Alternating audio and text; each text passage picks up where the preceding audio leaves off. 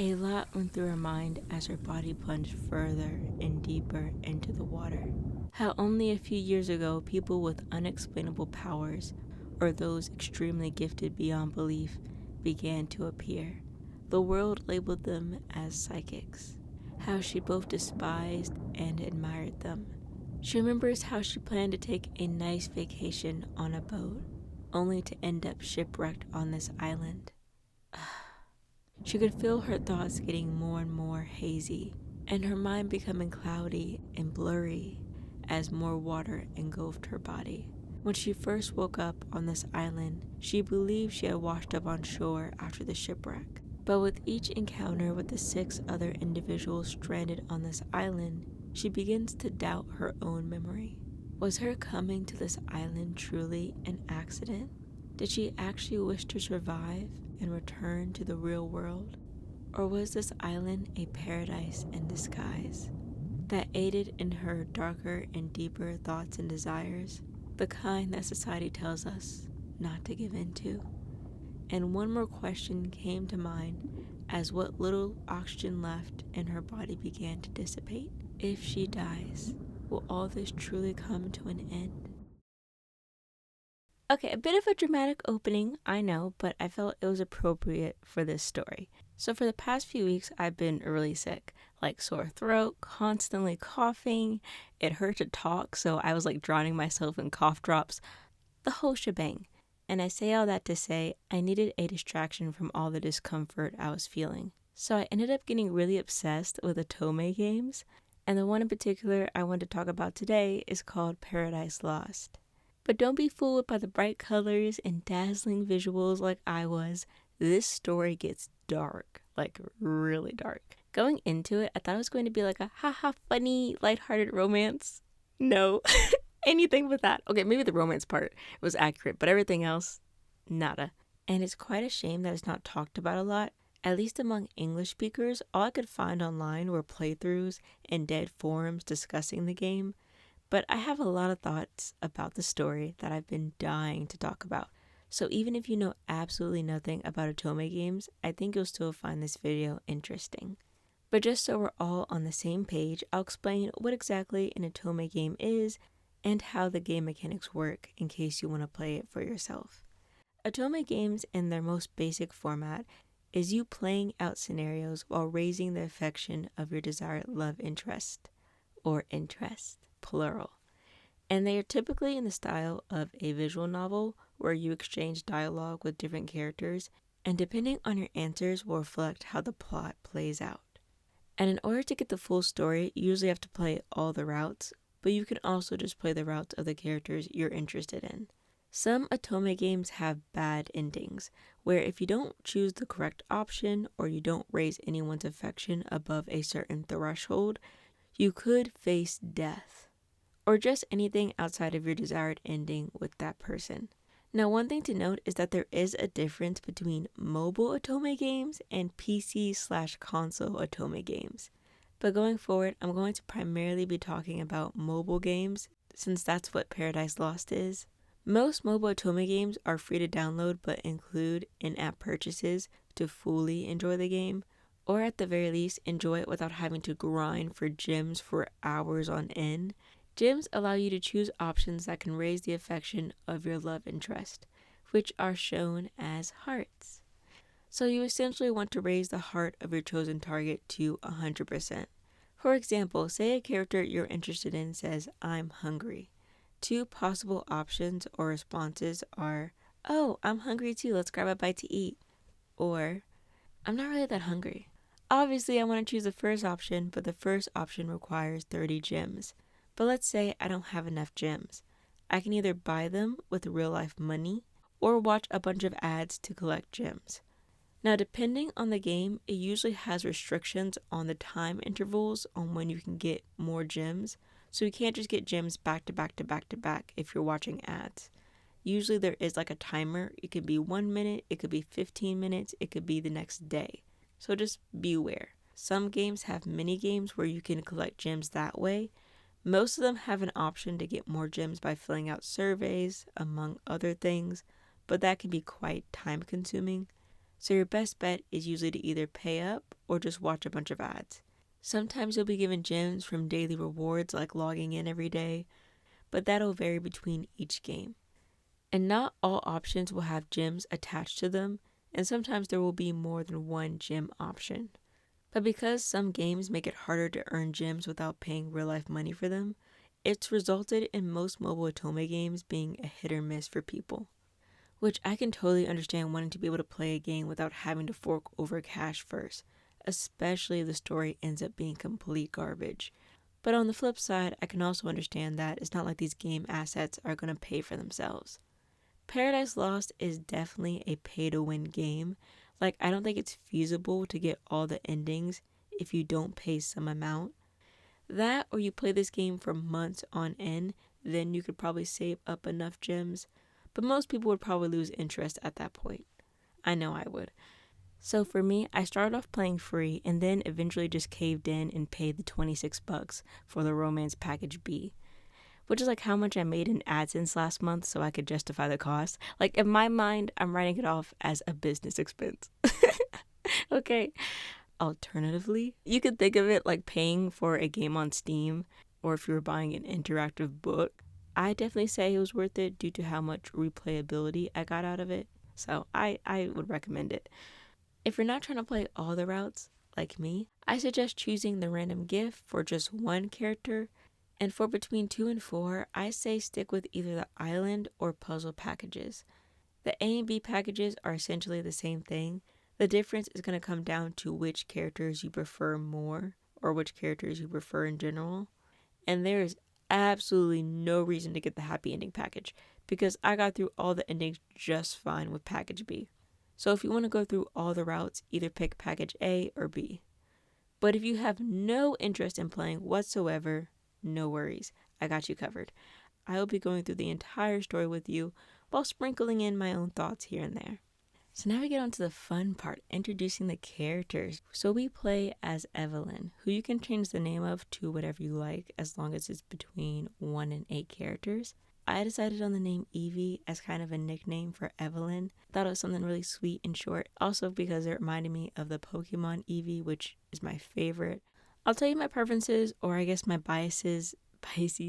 So for me, there were 3 characters who I really favored, and 3 characters I wasn't so keen on. So starting with Bryan, he's very much like that kid next door, your childhood friend. He's very goofy, he likes to make jokes, he's very uplifting, very positive, likes to smile a lot, very outgoing, that kind of vibe. I didn't really care for Bryan. He looks like the type to go outside and do athletic things, which is unfortunate considering I have an aversion to touching grass. So I don't think we would work out. I did appreciate him for being very much like outgoing, like the mood maker in a group, but romantically, I was like, pass. Next we have Lucas, who, I don't know why, but I guess he just gives me like tutor vibes. Maybe it's the suit, I don't know. Like, he looks like he would be in a library of like some academia, and I would like ask him like, do you know where this book is? 'Cause I need it for my college course. Like, that's like the vibe he gives me. So I also wasn't a fan of Lucas because he looks like the sly type, like he has a bunch of secrets. And I felt like he could potentially be the type to like bully the one he loves, but not in like a cute and endearing way, but like in a annoying way. Like, can you stop? But I say the biggest factor for me not choosing him was the long hair. And I think it was the fact that it was like braided to one side. And it's not like I don't like guys with long hair because I like Inuyasha, but it definitely didn't help his case in the situation that it was parted to one side. They do have alternate outfits for each of the characters, and it'd be nice if they took that chance to give him short hair or just have his hair completely down, but they gave him a ponytail, which I do prefer the ponytail over the braid, but not enough to want to pursue him, so he was a pass. So then we have Kai, who's adorable, and very much gives me like pop star vibes, which, not to get too ahead of myself, but we do find out in his like backstory that he does want to go into the entertainment industry. He wants to become a singer, so that kind of checks out. I like his drip, very much comfy, cool, casual. I like the vibe. And I think when I first saw him, the thing that caught my eye like immediately was his name, because it reminded me of Kai from EXO. If you know, you know. But yeah. And he has such cool hair, right? I love the way it like blends from like the blue to pink, kind of like cotton candy. But yeah, Kai is adorable. But I did get an inkling that if any of the characters were going to be a yandere, it was most likely Kai. He looks like the type, okay? But he's so cute, I probably just overlook it. So yeah, Kai was definitely someone I was aiming to get the ending of. So pass. I mean, not pass. I don't want to say smash. Next, we have Levi, who definitely seems like the bad boy, gets in some type of trouble, too cool for school vibes. Can I just say Levi is so handsome? And I knew from the moment I saw Levi. I was like, yep. But I was worried that they would go like the fuckboy route with him in terms of like his character arc, which they kind of do in the beginning, but you see very much towards the end, like the middle and end, that he's very much a sweetheart. And I think even if you don't like some of his actions later on are questionable, or not actions, his words are questionable, but I think Levi tries to come off a little more cooler than he actually is, looking kind of like trying to be tough, but is really just a sweetheart and really shy, and it's really cute. And then I have to talk about it. His alternative outfit. Oh my! I have honestly my favorite outfit, like alternative outfit out of all of them. He looks so cool. He looks so cool. I wish I looked as cool as Levi did in that outfit. So far for yeses, we have Kai and Levi. But yeah, I like Levi. Also, Levi's a cool name too.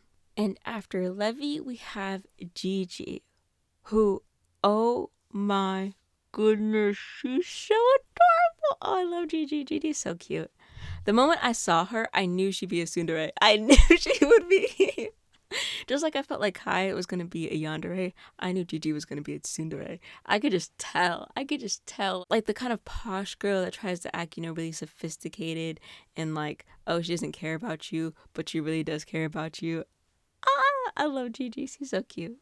So yeah, Gigi was automatic yes. Like I saw her and I was like, she's so cute. I just want to hug her. She's okay.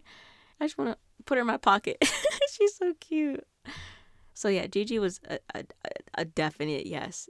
I just felt more in love with Gigi after I found out her secret, which I'm not going to spoil yet, but all I'm going to say is it like, if she was like a definite yes before, she was like a definite yes after you found out about her secret. Gigi, yes, all the way. So I already gave my 3 yeses, Kai, Levi, and Gigi. And for our final person, we have Jacqueline, who usually goes by Jacquie. So Jacquie, I'll say she is beautiful, stunning.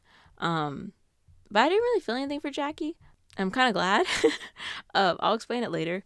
But I will say, though, if you want to go the Jacquie route, she definitely appears the least, at least in my opinion, out of all of them. Like, she shows up for, like, a quick second in the beginning, and then, like, we don't see her until, like, the end of the story. So you can still earn hearts for her, but actually seeing her, you won't see her until, like, the end. Kind of like the same with Lucas. Jacqueline looks a little too smart for me. Like, she would bully me, so I was like, I don't know how I feel about that. So Jacqueline wasn't really on my radar. So I didn't really feel like necessarily one way about her at the time. I was just kind of like, you know what I mean? So to round things up, for my favorites, I have Kai, Levi, and Gigi. And for my non-favorites, I have Bryan, Lucas, and Jacquie. Now we could finally get into the story. So I'm going to be taking things episode by episode, which there are a total of 26. I want to say I tried to be concise, but there's a lot of details that either contribute to what we learn later on in the plot or help build up the atmosphere of the story. But do get used to seeing me behind a black screen and occasionally seeing screen recordings of the game to help aid in my narration. I would say from this point on, maybe treat it more like a podcast or do something alongside watching it, like cooking a meal. But without further ado, let's get into the story that has plagued my mind for months on end. Paradise Lost. Our story opens up with, are you in death or paradise? A pretty ominous start, if I must say so myself. Our main character, Evie, is greeted to ocean waves, sand that stretches on for miles, and a myriad of voices from different directions, who are all touching her for some odd reason. Like one is caressing her cheek, another is holding her hand, and someone else has their hands wrapped around her waist. It's all very confusing, and Evie is not too sure how to feel about all this attention. She's wondering, everyone wants me? But why? That's something she'll probably be wondering until the end of time, or at least for a while. But she doesn't have much time to ponder that question because she's awoken by a sound.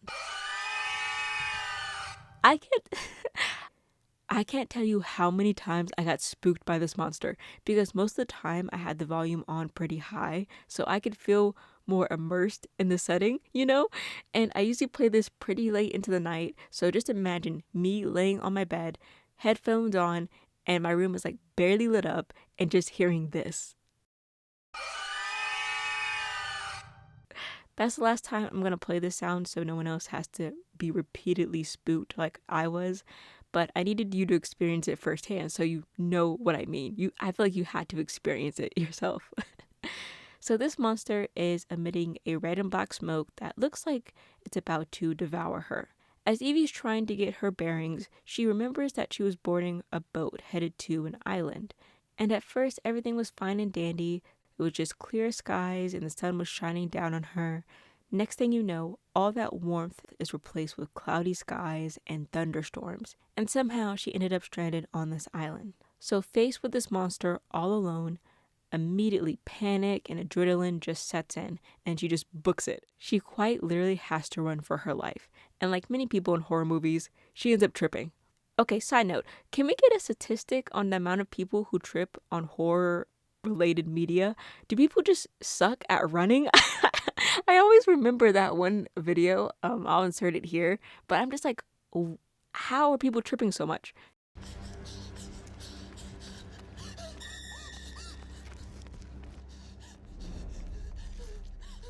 Why are you looking back?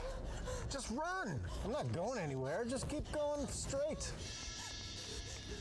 You lost all form. You gotta pump your arms. Come on, you know how to run. Oh, come on, a cramp? I've only been chasing you for a block. You're on the track team. Look, I know you're nervous, but you are cartoonishly juggling those keys. What? You're just gonna give up? This is your best option.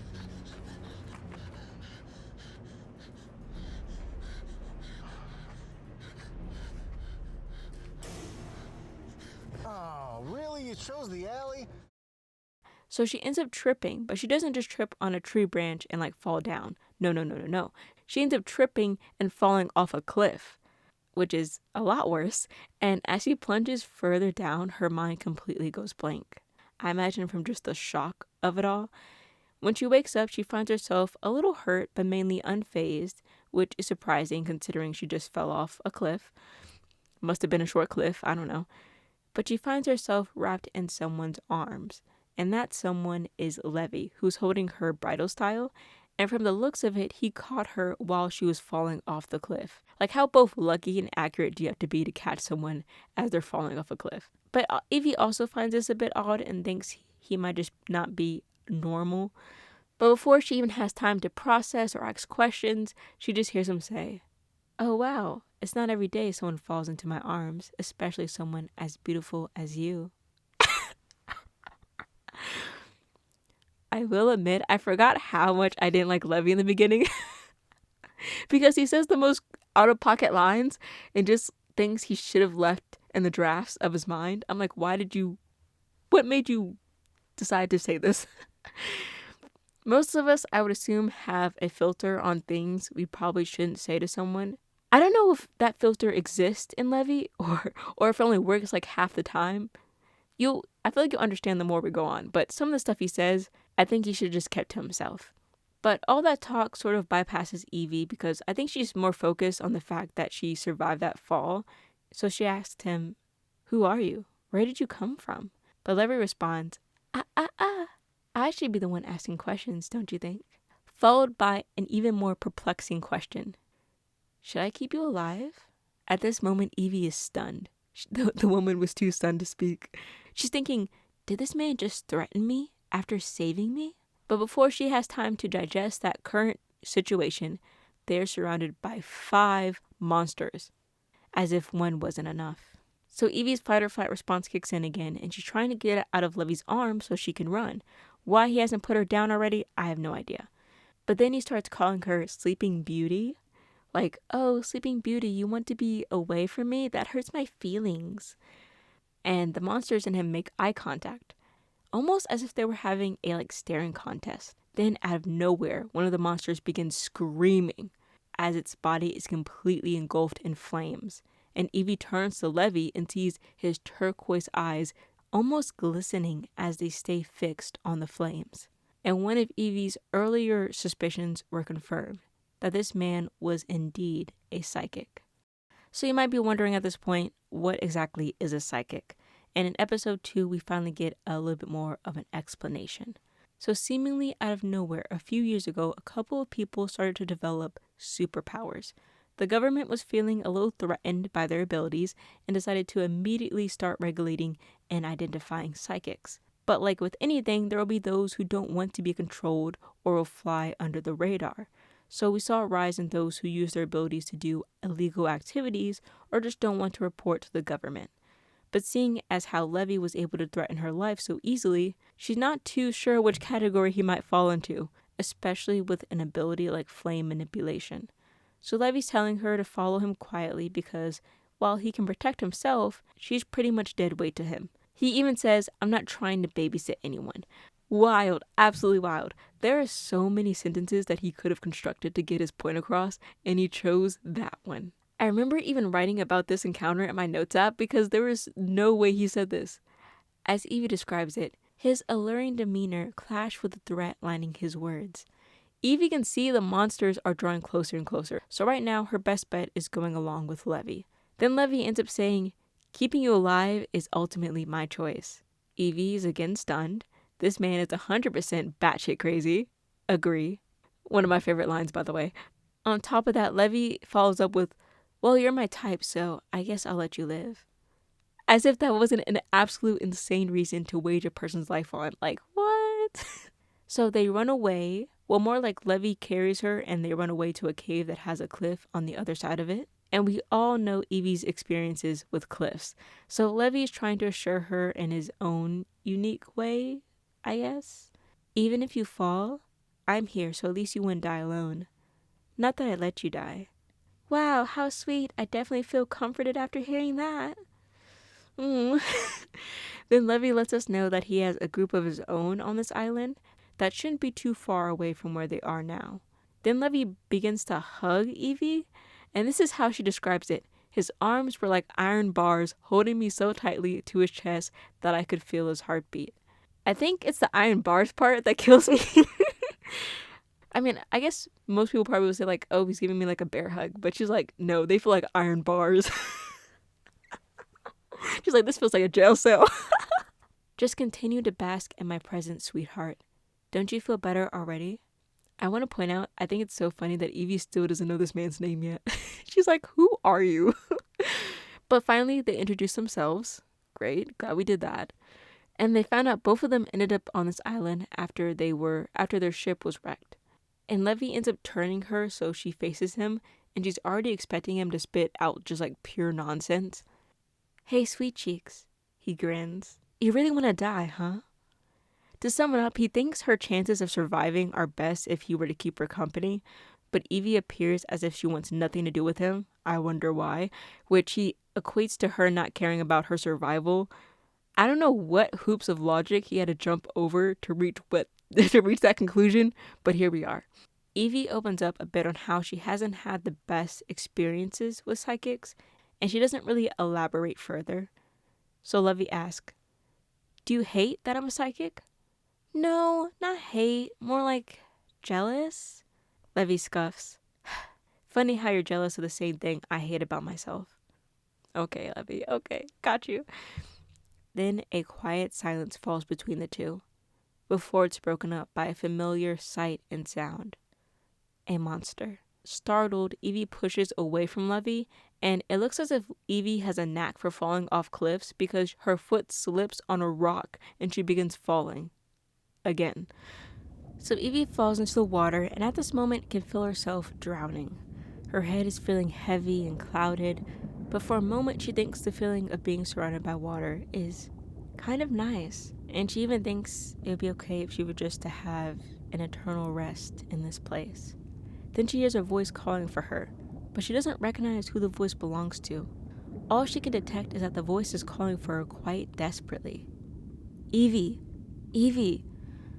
Then she feels something soft and warm touch her lips, and she feels her lungs expanding and like the life is coming back to her. Her eyes spring open. She starts coughing up water until her breath stabilizes. A shiver runs down her spine as she once again realizes how narrowly she escaped death. But before she can get too lost in her thoughts, she can hear someone calling for her.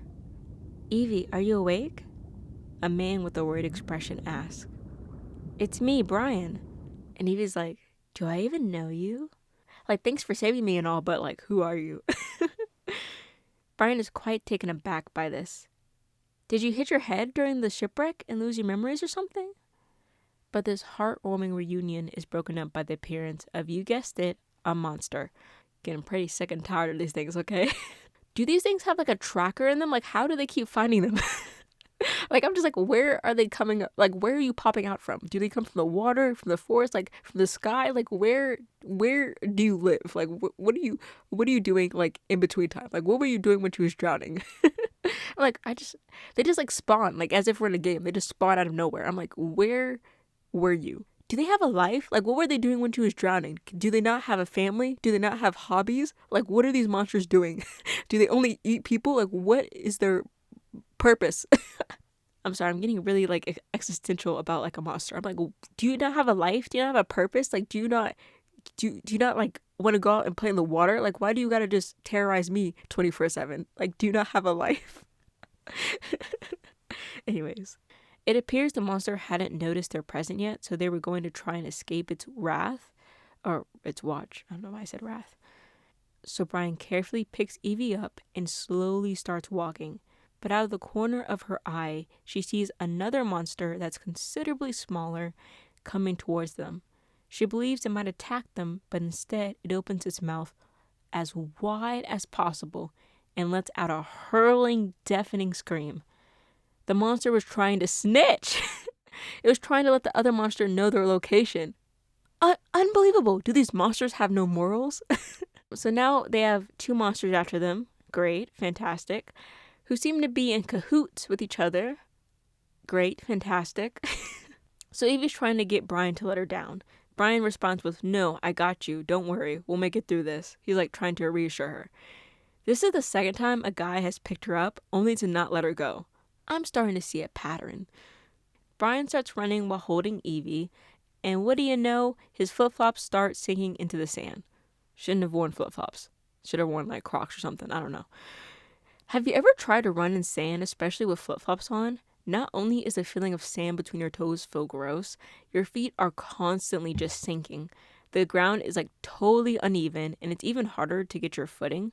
And if you don't have good quality flip-flops, they might start to fall apart as you run. It's definitely not as fun as Baywatch makes it out to be.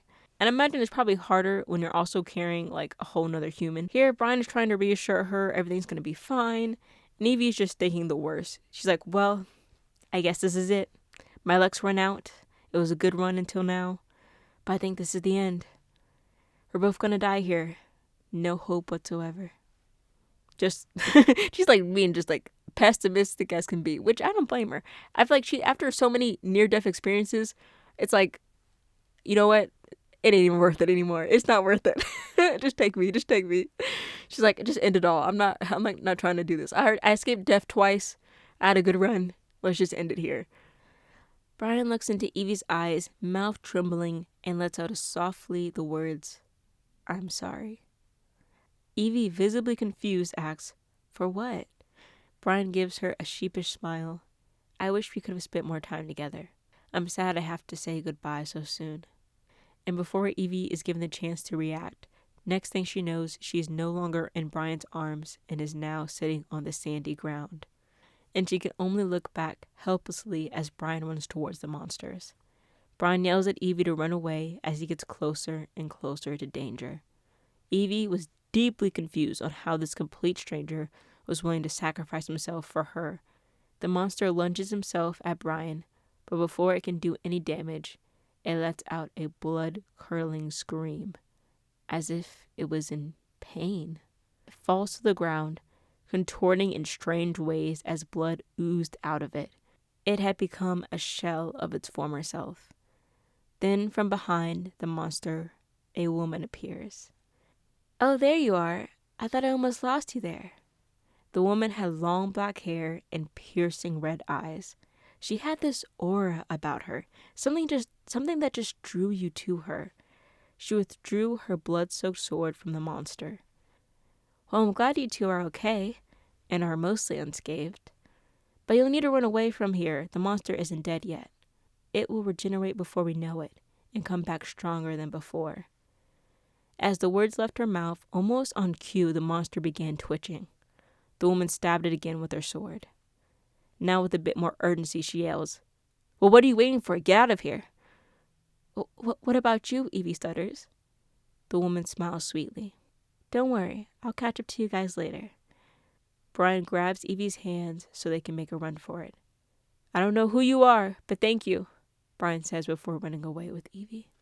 This woman doesn't get introduced until way later, but her name is Jacqueline, but I will be referring to her as Jacquie from here on out. So Bryan and Evie are running away, and Evie is about to collapse as she's realizing just how out of shape she is. Same, but she's probably running on adrenaline as well at this point. So now they're in this forest, and Evie has the audacity to ask, "Are we safe here?" I feel like at this point she would have realized nowhere is completely safe on this island. So Bryan leans over to her, looking so concerned. "Evie, are you okay? Are you alright?" And Evie's thinking, he cares about me. He was willing to die for me 2 seconds ago. And they share this romantic moment together, staring into each other's eyes. You hear soft music playing in the background. Like I said before, I wasn't really interested in Bryan, so this whole interaction did absolutely nothing for me, but it was cute, I guess. But Evie asks a question I'm sure we're all wondering at this point.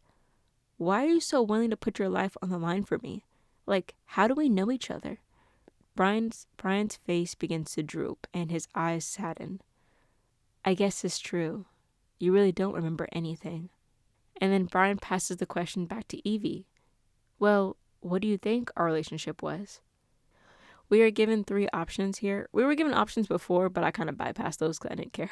I wasn't going to give him the satisfaction of saying we were lovers, so I went for friend zone instead, which I feel is better than just saying we were acquaintances, because imagine putting your life on the line for someone just for them to say, "Oh, we're acquaintances."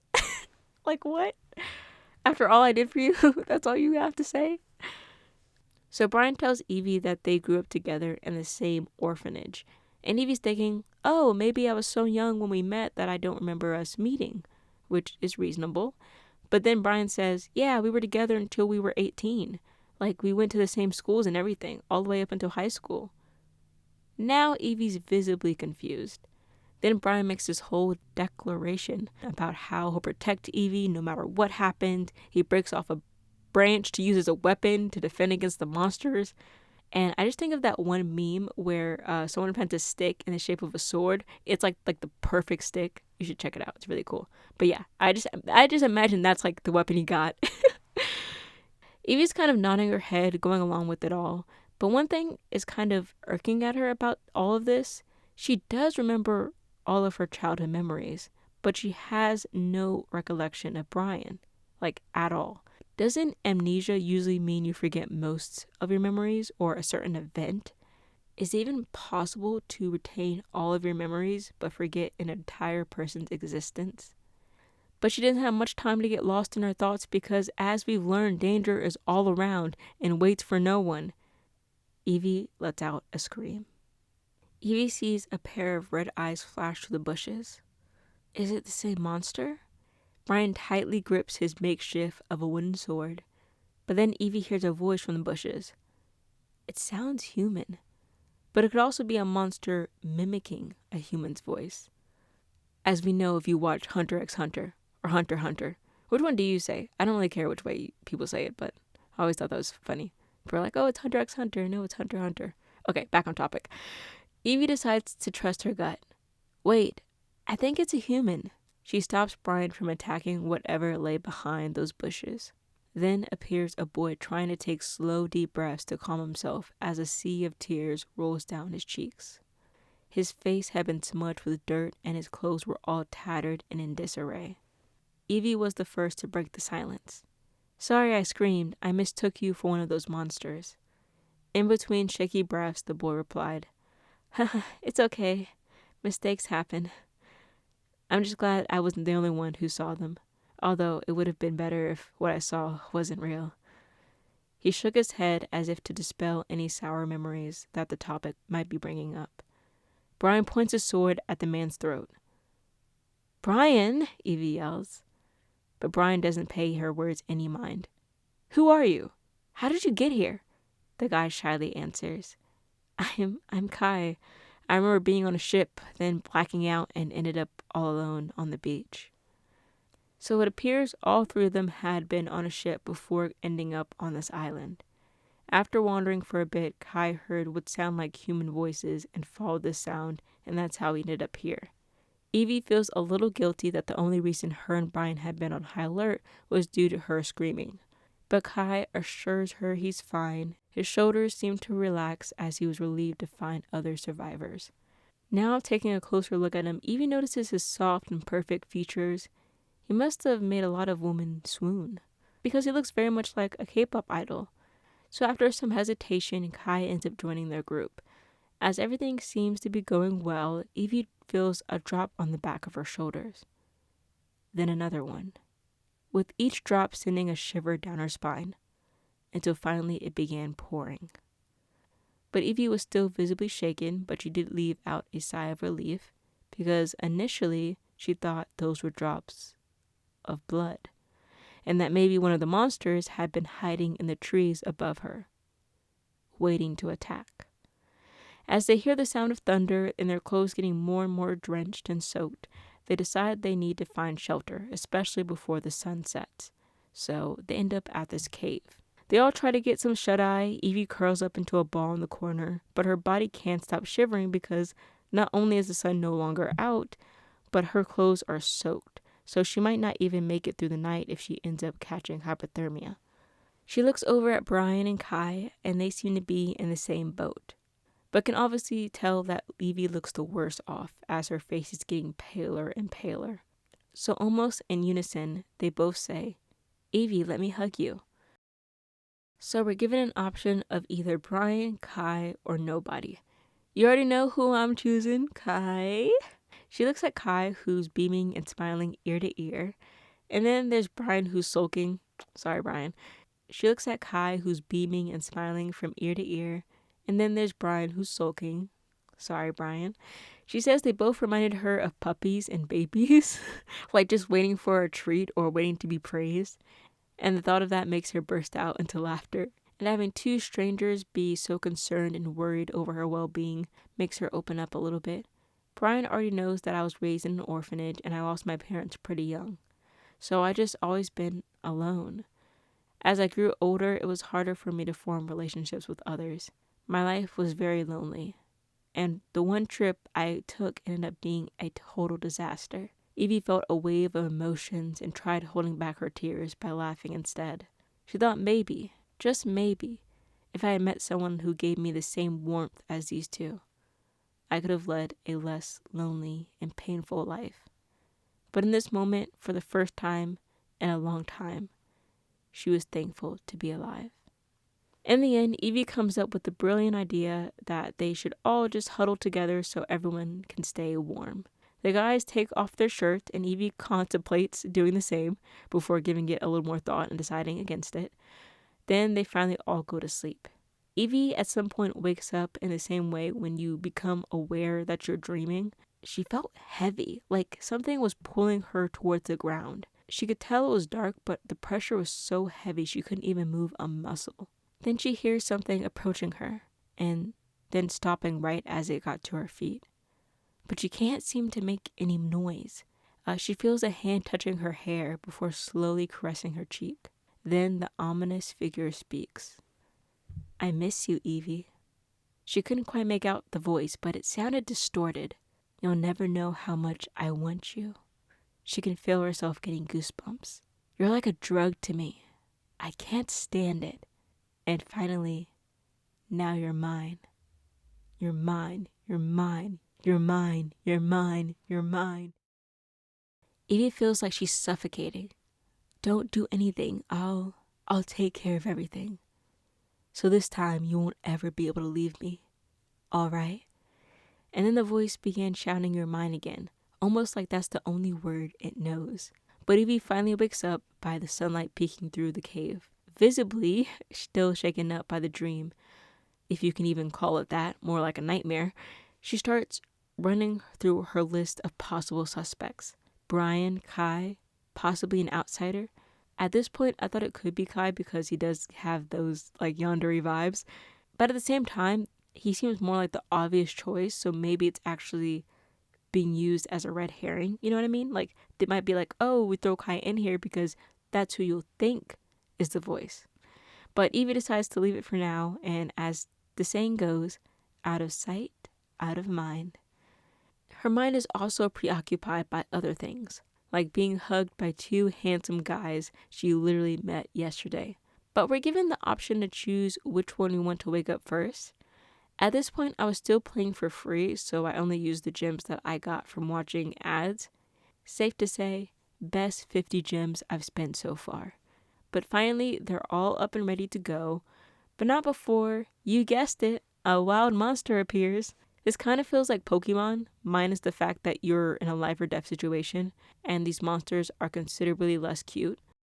So as the monsters drawing closer, they're all scrambling to figure out what to do. Then Evie dramatically falls into Bryan's arms because I guess it's just instinct at this point. And Bryan is just grinning from ear to ear while holding her. He actually says, "Good job, Evie," as if falling into his arms is proper protocol in an emergency. So they all run deeper into the cave and they see a little monster on their tail stomping its feet angrily. But it doesn't attack right away. Instead, it opens its mouth really wide. And if you remember from before, on the beach, the little monster had signaled their location by yelling. So before that little monster can snitch, Evie tells Kai to kick that thing into outer space. She's like, go punt that monster. And Kai, confused, like, I'm supposed to kick that thing? But he does it anyway. That makes the little guy just angrier, and he lets out this blood-curdling scream, which makes it even hard to, think because it's so annoying. Kai sees the entrance is free, so they all sprint towards it, only to be met with another monster. Bryan says, let's head back inside because I felt a breeze, so there must be another exit. With no alternative, they head back with the monster chasing them, and we learn very early on that Kai isn't the most athletic, even worse than Evie in terms of athleticism, and being athletic. With each breath, it seems like he's on the verge of collapsing. They turn the corner and see not just one, but 3 monsters chasing them. They just can't catch a break, can they? Then they see the road diverges into 2, and they decide to take the road less traveled. I'm sorry, I had to. Okay. But no, Bryan and Evie decide to take the road less traveled. But by that, I mean Bryan tells Kai to run in the opposite direction so he can hide, while him and Evie will lead the monsters away from Kai, seeing as he was way too exhausted to keep running for much longer. Evie asks Bryan in between breaths, why did you save Kai? And Bryan responds, because you worry about him and you always worry about everyone else. And I knew you want him to be okay, and I want to do what you want. Which I thought was really sweet of Bryan to say. 10 plus points. And at this point, I was still confused on why he was so ride or die for her, but love makes you do all sorts of things, I guess. As they keep running, Evie can feel the almost impending doom and darkness looming over her. Her mind starts to wonder, can we truly survive this? She knows the monsters are still chasing them. She feels like she's almost at her wit's end. Then a dark thought crosses her mind for just a moment. I did my best. I guess it's okay if this is how things end. But then she feels a faint breeze. Ooh. That's what breezes sound like, and quite literally sees the light at the end of the tunnel. So they are finally out of the cave, but they still have the 3 monsters chasing them. And Evie's beginning to run much like a baby giraffe who just learned to walk. So just like what Bryan did with Kai, he tells Evie to hide as he leads the monsters away. Obviously, Evie's opposed to this. She's like, how can I sit back and watch as you be bait? I don't want to burden you, but I also don't want to see you sacrifice your life as collateral for mine. But before she can even finish her sentence, Bryan cuts her off and ultimately decides to go ahead with the plan in order to ensure both of their survival. Evie's hiding, and as she calms down, she's still worried about Bryan coming back in one piece and whether or not Kai made it out the cave safely. But she realizes how parched she is from all that running, and also because the only water she's drank so far is the seawater when she first arrived on shore. She begins to look for a fresh water source. She does find herself a lake, and as she's drinking, she does begin to get lost in her thoughts and worries until she starts to feel droplets on her head. Is it about to rain again? Except when she goes to feel these droplets, they're not transparent like you would think, but instead a dark red liquid color. And as she tilts her head upwards, she's met face to face with yet another monster. Evie is frozen as the monster begins to draw closer, opening its mouth wider, just having like this huge grin. It felt like everything around her was moving in slow motion. Almost automatically, Evie closes her eyes shut, anticipating her final moments. Then she hears some crackling noises, the type you hear when something is in flames. She thought about the girl on the beach who saved her before, but the voice she heard sounded like that of a man. The person in question happens to be Levi, and you know what the first thing he says when he sees her? Holy shit, I thought you fell off the cliff and died. Not how I would have worded it, but he follows up with, it's such a relief to see you alive like this. But by the end of this conversation, I did want to throw Levi off a cliff, just letting you know in advance. Evie is absolutely speechless and drops to the ground, but she honestly probably didn't process anything Levi had just said to her, because if he had shown up even just a millisecond later, she may not have even been around to hear him. And Levi's, being the gentleman he is, kneels down right in front of her. She's trembling, very evidently shaken up, and he says, I know this isn't the best time to say this, but I think I like you. What? Not only is the second time you're meeting her, but you thought now would be the time to confess? Were you even thinking before you said what you just said? And he doesn't stop there. So, I was wondering, will you go out with me? She doesn't even know you. She doesn't even know you. What do you mean? Because what do you say to that besides like an audible gasp, because it sounds so ridiculous. Just redonkulous. So Evie's thinking this guy is really crazy, like cuckoo for Cocoa Puffs, and Levi's trying to justify it by saying, well, you fell off the cliff and I thought you were dead, so I was heartbroken. I kept hoping you survived and I would find you. So you had like a revelation once you thought I died? Okay.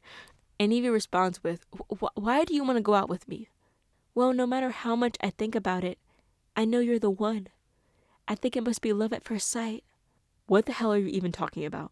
I just want to protect you and cherish you and be the one you worry about. Isn't that a good enough reason? So Levi is convinced that Evie is the one. Evie, not so much. Levi keeps pressing on despite how uncomfortable Evie is feeling. So, is it a yes or no? And the way it came off, it didn't sound like he was really giving her much of a choice. So Evie says yes, because if you think about it, if you stick close to Levi, at least you don't have to worry about getting eaten alive by monsters. So that's a plus. Evie's thinking life is short, I never had a boyfriend before, and he's easy on the eyes, so why not? I don't blame her. Being on that island, some of my rationality would have just been thrown out the window. So they're officially girlfriend and boyfriend. Fun. And Levi wraps his arms around Evie and leans in real close and says, let me hit. And he responds with, are you fucking crazy? Which I feel at this point, we've already established that. You should have just asked to sleep with me if that's all you wanted. Now I know why you were so happy I didn't die. And no, I'm not gonna fuck you. And Levi just shrugged it off like, okay, fine. At this point, I was over Levi. The only saving grace is his face. He does kind of redeem himself later on, not really. But I still really hate him for everything he said in this conversation. And honestly, I wish he was the one that tripped over a rock and got thrown over a cliff. But their conversation is abruptly interrupted by this high-pitched scream, and we finally get to meet probably my absolutely favorite character in this whole series, Gigi. Oh, I love Gigi so much. Levi, what happened to taking a short stroll? Have you lost your mind? And then we hear another voice trying to mediate. Don't get so upset.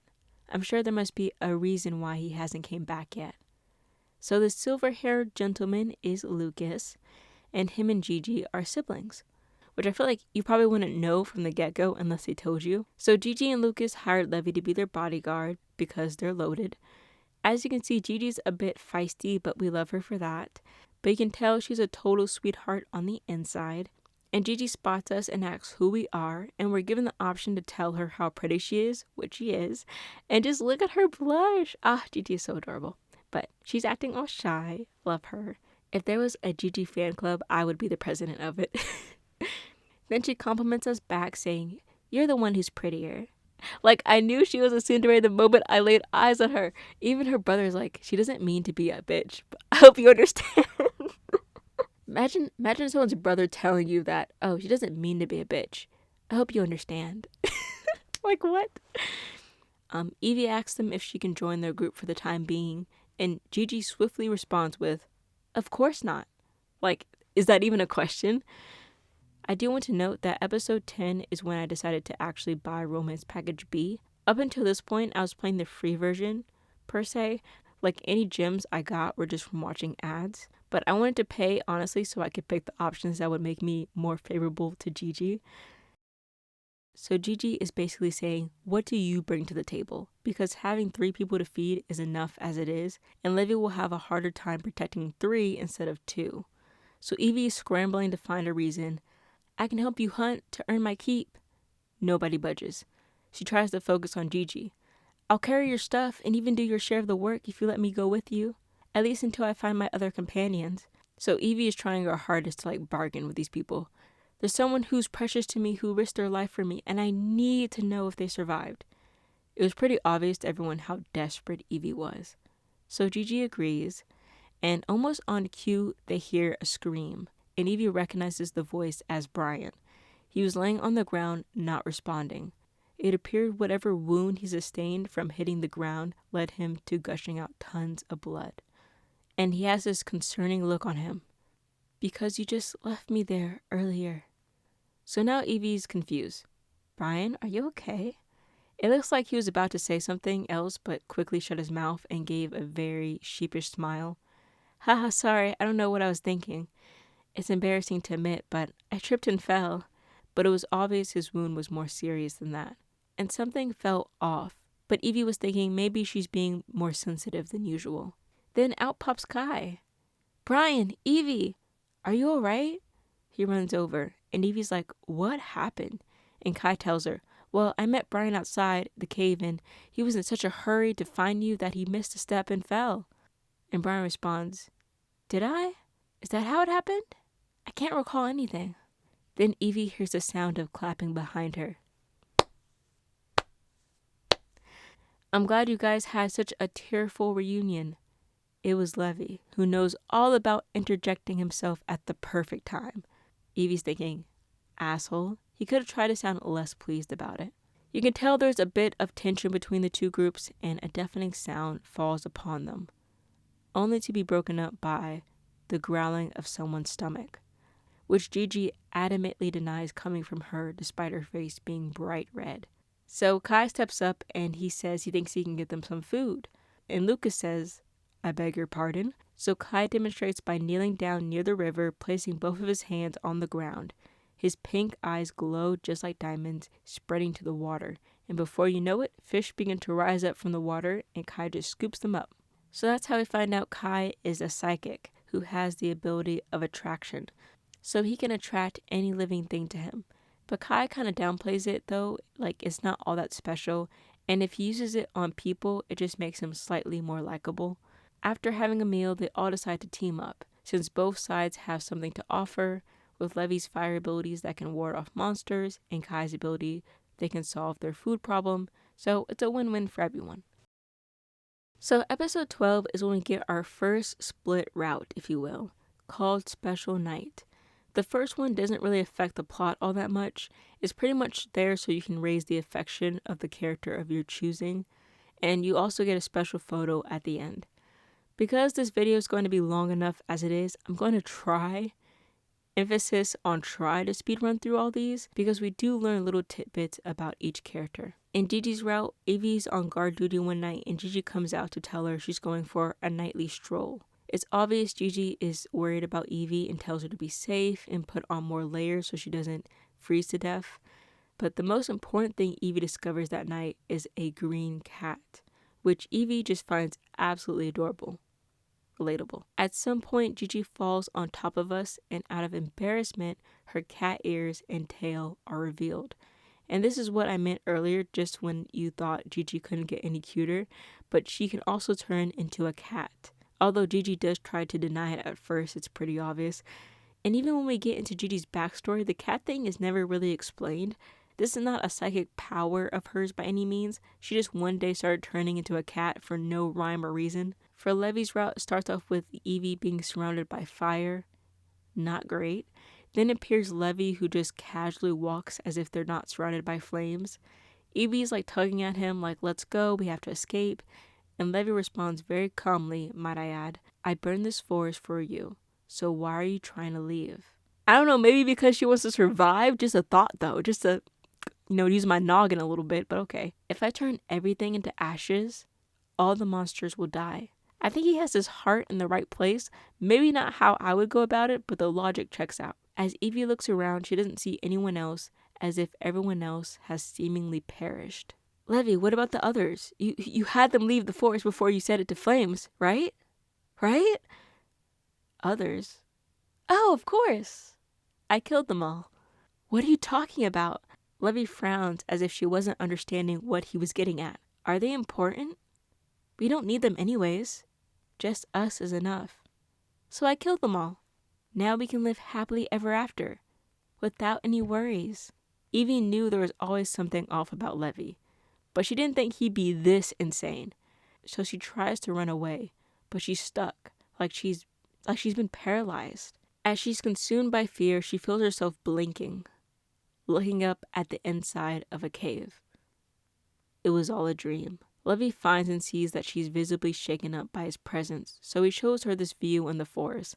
And they share this moment, and he's like trying to reassure her that even if she's terrified of him, his feelings for her are true. I kind of skipped some of the details, but it was a really touching moment if you disregard the fact that she just had a nightmare where he pretty much burned everyone in the forest except them two. So yeah. For this next one, I want you to guess whose route you think this is. In this route, we start off hearing the words, I love you. Very intensely, I might add. Followed by, come with me. Then the mysterious voice continues.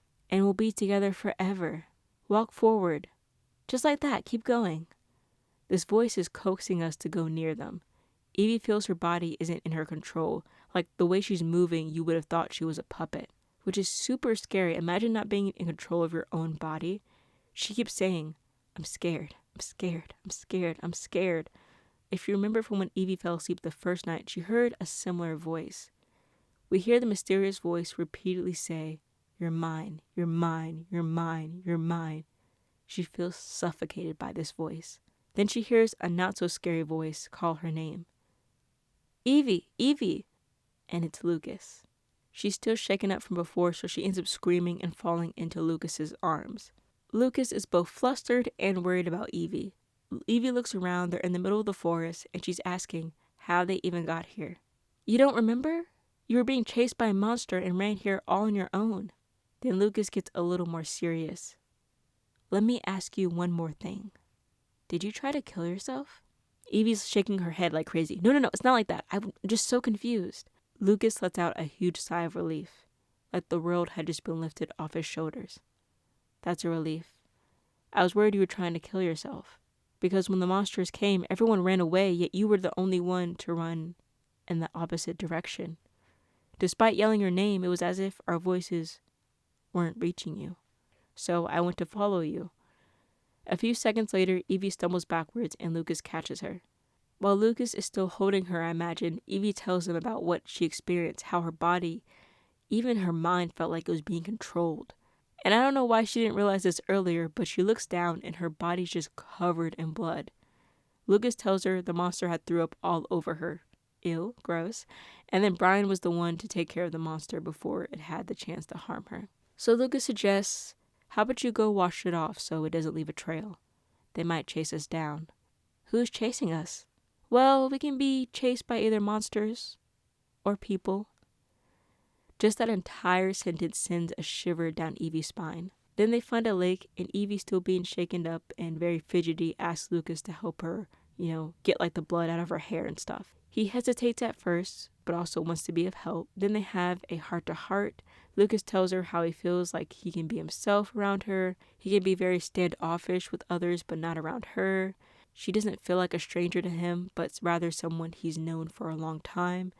And now Evie's questioning if they've met somewhere before because he does seem very familiar. I imagine some of you might have thought the route would have been either Bryan or Kai because of the voice. So let's talk about their routes. So for Bryan, we don't really get a timeline of when these special nights happen, but later in the story, Bryan confesses his love for Evie while arguing with Levi, saying he's loved her for a long time. I don't think it's going to come to a shock to anyone that Bryan has feelings for Evie. So Evie's been on edge ever since then. When she talks with him, she immediately starts blushing. Bryan teases her, like, why are your cheeks so red? Because it's hot outside, she says. Evie's just trying to play it off, and Bryan's like, yeah, sure, blame it on the heat. And Evie just keeps insisting that it's really the weather that's to blame. Okay, girl. Okay. Okay, Evie. Okay. The two of them keep on bickering, and finally Bryan ends up telling her, I don't expect you to return my feelings, but please don't avoid me. I just think maybe you need me as a friend right now instead of something else. I don't want to regret again. Evie is curious and asks Bryan what happened to them in the past and why he would regret. But surprisingly, Bryan admits that part of his memories are fuzzy. He knows there's something he regrets, but he can't really recall what exactly it is. Well, if I'm sure about one thing, it's that I like you. Aww. Then they start splashing around water at each other to help brighten the mood some more, and Bryan reveals that he has abs. I think this was really all the major things that happened. Okay, next up is Kai, which was pretty short and sweet. Kai ends up suffering from a fever, and Evie goes to comfort him, and they share this warm embrace, and Kai is crying and his face is flushed. That's pretty much what happens. Finally, we have Jacquie, who I know it's been a long time since we've seen her, so you might have forgotten she existed. I know I sure did. Especially when I was playing it for the first time, I was like, oh yeah, she is a character in this game. But it opens up with Evie coming face to face with a monster in front of her, and behind her, she's at the edge of a cliff. So she's weighing her options, either fall off a cliff and risk dying, or get eaten alive and for sure dying. Feels like the choice is pretty obvious. So as Evie is sinking into the water, she hears another splash from above. It's Jacquie, and she ends up giving her mouth-to-mouth underwater while also trying to swim up to the surface. When Evie regains consciousness, the first thing she hears is, hey baby, and Jacquie gently caressing her face. Jacquie, seeing that Evie is still scared after experiencing near death once again, tells her, I have a way to wash away all your fears. Like what? Next thing you know, Jacquie's kissing her unprompted, so mind you, without her consent or without it being like reciprocated, like there was no romantic, this was not a romantic, like, oh, you just saved me kiss, So put a pin in this will be important for later. No, she was like, oh, you're scared? Let me kiss you. But I guess the kiss worked because Evie suddenly has no fear. While she's still flustered, she starts hiccuping as a result, and Jacquie, the benign savior, says, hey babe, want me to help you with those hiccups? But Evie's like, nope, I'm fine, I'm all good, I'll just hold my breath or something. Then towards the end, Jacquie finally tells Evie her name, but also tells her, well, you'll forget it soon anyway. Have we met somewhere before? Do I know you? I don't know, have we met before? Maybe. Maybe not. So it's obvious Jacquie doesn't plan to give Evie any really straight answers. Haha, straight. But she does tell Evie, no matter what, I'm always on your side, babe. Oh, I should probably head out. You should be good to go. You won't have nightmares anymore. Then she kisses Evie goodbye on the forehead. Next thing you know, Evie wakes up in the cave, not remembering anything that just transpired. Evie gets woken up by Lucas because it's her turn to be on watch duty. He decides to stay up with Evie so she won't get lonely. Then he kind of goes on this spiel about how Evie should be doubtful and how she shouldn't trust anybody on this island, including himself.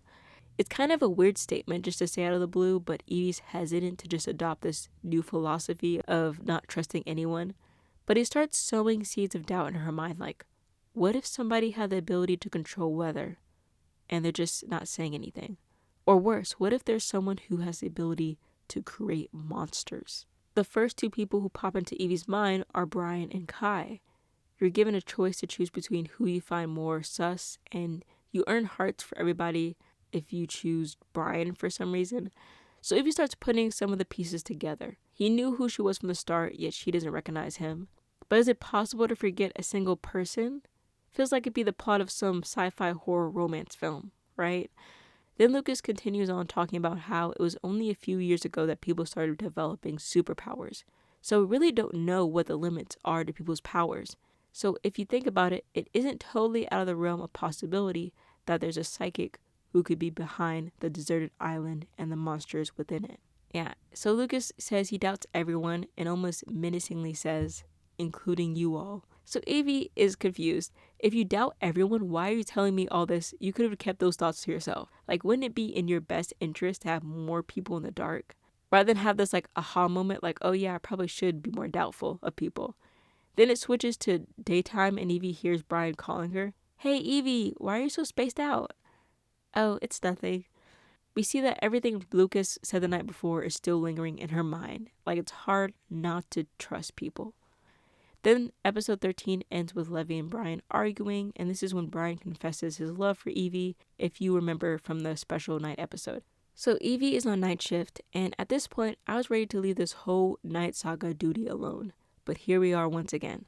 She's staring at the stars thinking, will this ever end? Can she survive it? And worst of all, is Lucas right in thinking that this is someone's big elaborate scheme to toy with them? Then we get asked in the game like who we trust more, Bryan or Lucas, and I took Lucas's advice to heart and chose no one, also because I didn't care to raise either of their affections, so honestly a win-win for me. But Evie doesn't really get much time to digest and process all those feelings because a wild Bryan appears. Ooh. And while they're talking, a venomous snake appears and Evie catches it with a stick. You go, girl. Couldn't be me. I would have ran away. Bryan hugs Evie, saying he's glad she's okay because she always ends up dying in his dreams. Okay, that's a lot to unpack there. And it's always when he's not around that it happens. They end up sharing a moment together. We get the option to kiss. I for sure skip. After talking with Bryan, Evie goes back into the cave and is confronted by Lucas, who's surprised she's still awake at this hour. Evie, what were you doing? She tells him the truth and says she was with Bryan. Now Lucas is jelly. Then he gets all sappy because he thinks she's not telling him the full truth. It's okay if you don't trust me. I was the one who told you to not trust anybody, after all. Exactly. You played yourself. Don't dish out advice that's going to backstab you later. That's rule number 1. So Lucas continues. But if you're not going to trust me, please don't trust anybody else. Sounds a little manipulative to me. Borderline toxic, but okay. So Evie throws it back at him like, do you trust me? While looking all sad and distraught, he talks about his upbringing where he was taught to think rationally and keep a brave face, never to show emotions. As a heir to this big company, he has to think about his appearance and image, blah, blah, blah, blah, blah, blah. But when he came to this island, he met Evie and she was an anomaly. Somehow being around her made him do and think irrational things. Somehow only with her he can be comfortable and pour out his feelings. Evie, you make me so confused. As he casually does a kabedong. And kabedong is a Japanese word that is mainly seen in anime, but I wouldn't be surprised if you saw it in a K-drama as well, or if you're an avid K-pop watcher, you might have seen it happen on like a Korean variety show, which I'm guessing is where the creator might have gotten the inspiration from. But in the context, it refers to when someone slaps their hand against the wall, essentially pinning someone and forcing them to look up at them. It's supposed to be this flirtatious moment, so that's essentially what Lucas is doing to Evie. And again, we get the option to kiss him, but yet again, I pass. But imagine you choose to kiss Bryan, and then just moments later, you decide to kiss Lucas.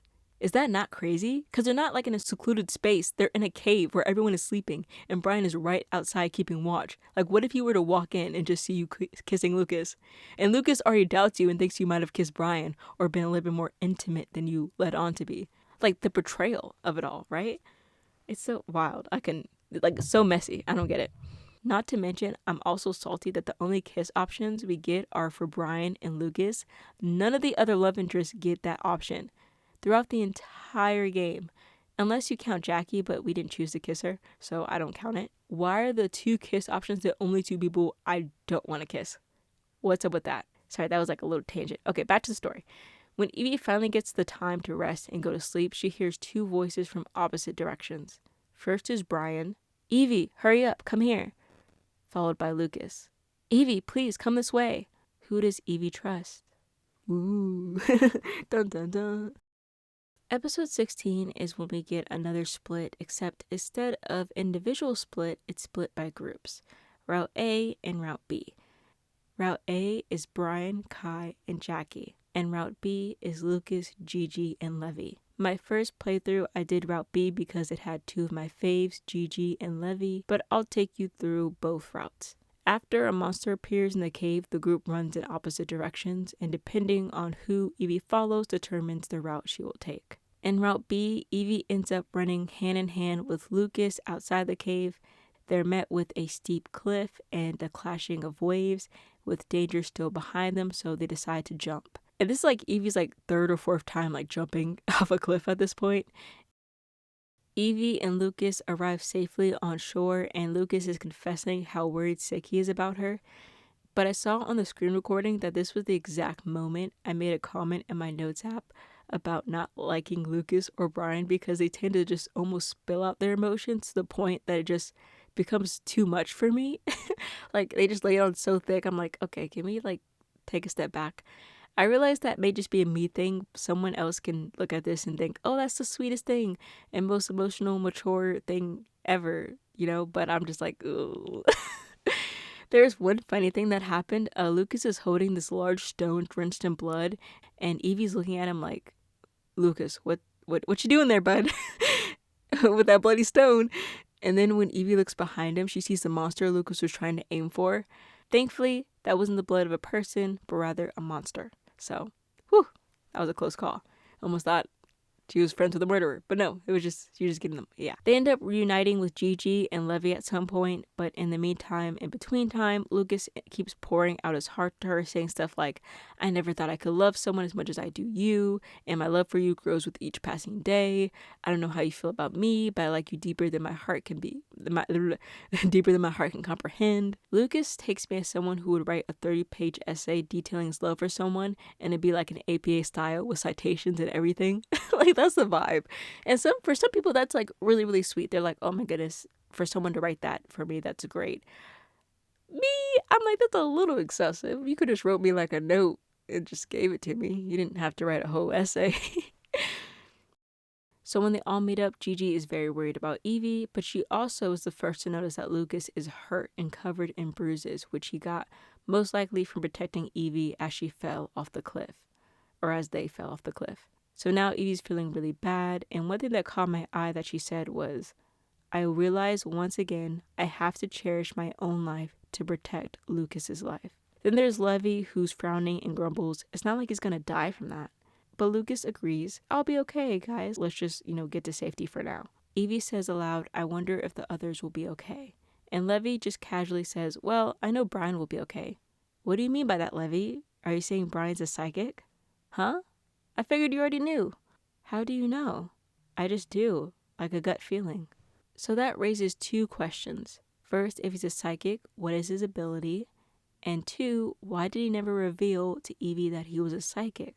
It's like he purposely hid the fact that he was psychic. But again, a small monster appears, Gigi throws a rock at it, and they all start running until they stumble upon a flower garden amidst the forest, seemingly surrounded by monsters. And then they finally see some familiar faces. Bryan, Kai, and oh look, Jacquie. So this is what I meant by her appearing so late. Like, this is episode 18 out of 26, and she's just now making an appearance without disappearing a second later. Like, at this point, Evie still doesn't know her name, remember, because she forgot it. So in Route A, things go a similar route. Pun not intended, but yeah. Yeah, except Evie jumps off the cliff with Bryan, but is saved by Kai, who is begging her to wake up after she falls into the water. When a monster appears, Evie's actually the one to step up and tries to protect Kai. And after they reach safety, Kai confesses his feelings. I like you. I don't know when it started, but I kept thinking of you. It hurts me every time I see you with someone else. The reason I saved you is because I like you so much I couldn't help falling for you. I loved his confession, which I know seems hypocritical of me since I bashed Lucas for pouring out his feelings to Evie, but I guess it comes down to delivery for me. Kai resonates more with me. I could tell from the jump Kai had obsessive tendencies, while Lucas's clinginess kind of came out of nowhere. Kai I kind of already anticipated. But anyways, at the end, Kai says in almost desperation, I don't want to lose you again. As Kai and Evie are talking, Jacquie appears holding Bryan over her shoulders. Just like Lucas in Route B, Bryan is hurt and has bruises all over because he protected Evie when she was jumping off the cliff. She says a similar line to when she was with Lucas, I have to protect myself to protect Bryan. After their little meetup, Jacquie leads them to the flower garden, which is where they reunite with everyone else. Now we're inside this beautiful botanic garden, which leads into this huge mansion. The garden is surrounded by these tall glass walls, kind of a weird thing to have on an uninhabited island, but they decide this is probably the safest place to stay for the night. As Evie's just looking around, Jacquie appears and asks what she's doing. In Evie's mind, the weirdest thing about this whole situation isn't the garden, but rather Jacquie. How she just randomly appears and saves her, and why she won't give much details as to who she is. Whenever Evie starts asking questions, she just kind of brushes it off and just smiles. Like when Evie asks why she saved her, Jacquie gives her her usual smile and says, because I like you, as if it was the most obvious answer in the world. Then we get the option to flirt back with Jacquie. I chose to decline.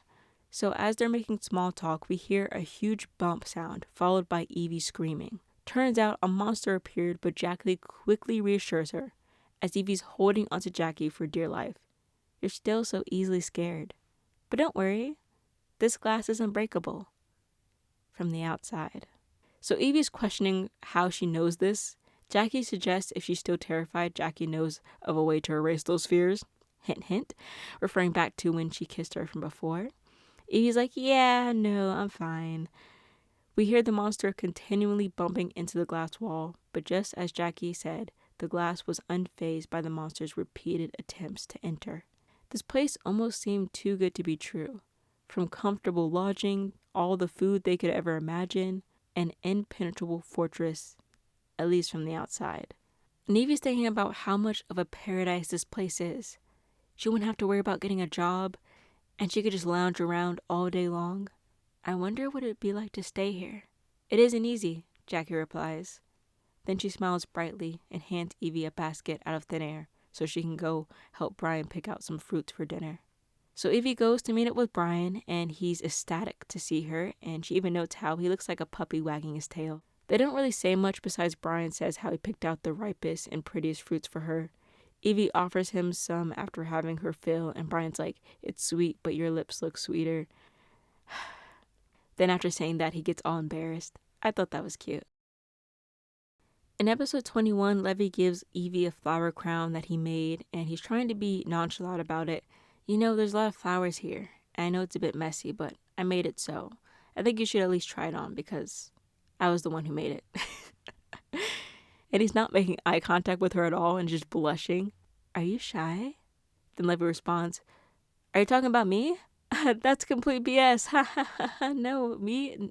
No, I'm not shy. Then Levi opens up about how gardening is a hobby of his, how he prefers long-lasting plants over ones with short lifespans. Then Levi asks Evie on a date after they get off this island, and Evie accepts. And I just found this to be a really wholesome interaction between the two. That night when Evie's sleeping, she hears the voice again. Let's run away together. Peace does not last long. The only thing Evie could make out was that it was a man's voice, and he sounded desperate. Everyone here is mad. Let's get out of here together. Just the two of us. So Evie ends up waking up and is having an existential crisis, as most of us would in her situation. What happens if I can't leave this island? Everyone before coming to this garden was hell-bent on leaving. But what if someone has changed their mind and wants to stay. You could sustain yourself on this island for quite some time. Maybe it's better to live here than go back. Then I wouldn't have to worry about reality. The more Evie thought about everything, the darker her thoughts became. What if Lucas was right about someone causing all these tragedies? Her mind starts flipping through possible candidates. Is it Bryan who said he would always be with me? Kai who confused his love for me? Or Levi who asked me out? Then she gets to Gigi. And she's like, I don't think it's Gigi. Next is Lucas, who said himself not to trust anybody, including himself. Finally, Jacquie, who appears the most suspicious out of everybody. But what she knows for sure is that someone knows more than they're letting on. So Evie tries to fall asleep again and ends up in this dark cave glowing red. She looks down and is walking in this dark red puddle, and she can smell the sweet metallic scent. As she steps back, she feels something hit her foot. It's Bryan, except he doesn't seem responsive. Evie shakes him. No movement, and his body is cold. She starts crying out for Bryan, or just anybody that could help. She's hoping this is all a dream. Then we hear the sound of a crash, followed by Evie screaming. Evie opens her eyes to the room she was sleeping in and feels someone covering her mouth. Shh. She glances over and sees a pair of red eyes. It was Kai, and he was bleeding badly. In between breaths, Kai says, "Let's run away. Together." "Kai, what's going on?" "Someone attacked me. I was hit on the head from behind, so I couldn't see who it was. We have to run away now. There's someone after us, and the glass in the flower garden was shattered." Evie is trying to process all of this. The glass is broken? Well, that doesn't make any sense, because it can only be broken from the inside. Unless... Evie looks at the window and starts seeing monsters pouring in. Kai grabs Evie's wrist so they can run away. But before they do, she grabs the flower crown Levi made for her that's on the table. She can visibly see that Kai looks a lot more sullen and uncomfortable than before. They go to the garden and everything's up in flames.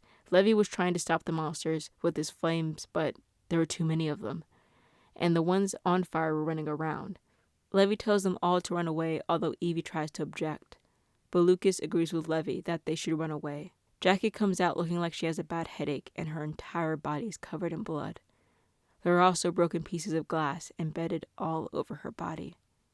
Evie asks what happened, but Jacquie just gives her a sheepish smile. First route I did was Levi's. If you remember correctly, the garden is up in flames. Evie decides to run away with Levi, but in the back of her mind, she's thinking, what if Levi was the one who caused this whole mess? Could I just be walking myself into danger? But on the other hand, if she doesn't go with him, she's just as good as dead anyways. So after running for a while, they find themselves resting in a cave. But at some point, Levi got hurt and now has this big gaping hole in his stomach that he's bleeding from. And Evie, being her reassuring self, says, "Well, you're not going to die, but I'm not immortal either." Levi is like, but doesn't mean I can't die. So Levi asks her if he can hold her hand while he's trying to stop the bleeding, and Evie's wondering how he's going to stop the bleeding without any bandages. Next thing you know, you hear this big whoosh sound as Levi uses his fire ability to burn his own flesh. So he basically cauterized himself, which, while painful, is an effective method, and is why he wanted Evie to hold his hand. They start to hear monsters outside, so they're both trying to be quiet, because if they find them, especially in the shape Levi's in, it's over for the both of them. While Levi's holding in his screams, Evie's trying her best from sobbing uncontrollably due to the pain Levi's going through. She could clearly see that he stopped bleeding, but his skin and the area surrounding it had turned black from the burns. Over the next few days, it starts pouring and thundering, and while sitting inside the cave, memories begin flooding back into Evie's mind. My limelight, Levi. Now, in order to access episode 24 or any of the characters' backstories, you have to buy their secondary outfits. I just want to make note of that before we begin episode 24, My Limelight, Levi. It opens up to a little quaint flower shop that looks like it just closed for the day. We hear Evie's voice. Phew, it's finally time to wrap up. Evie glances at her calendar propped up on the table. I can't believe it's already been a year since I opened up this shop. But looking back at it, it's almost inevitable that I became a florist someday.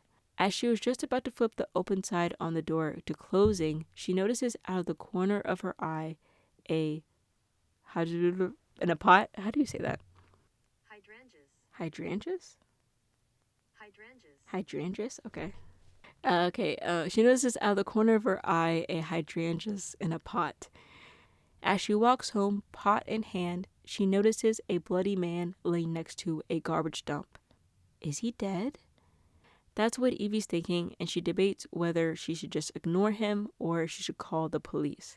She decides to ignore him and carefully tiptoes past the man until she hears a voice. God fucking damn it. She sees the man obviously frustrated, muttering his grievances while looking at the night sky. He hadn't noticed her presence yet. It fucking hurts.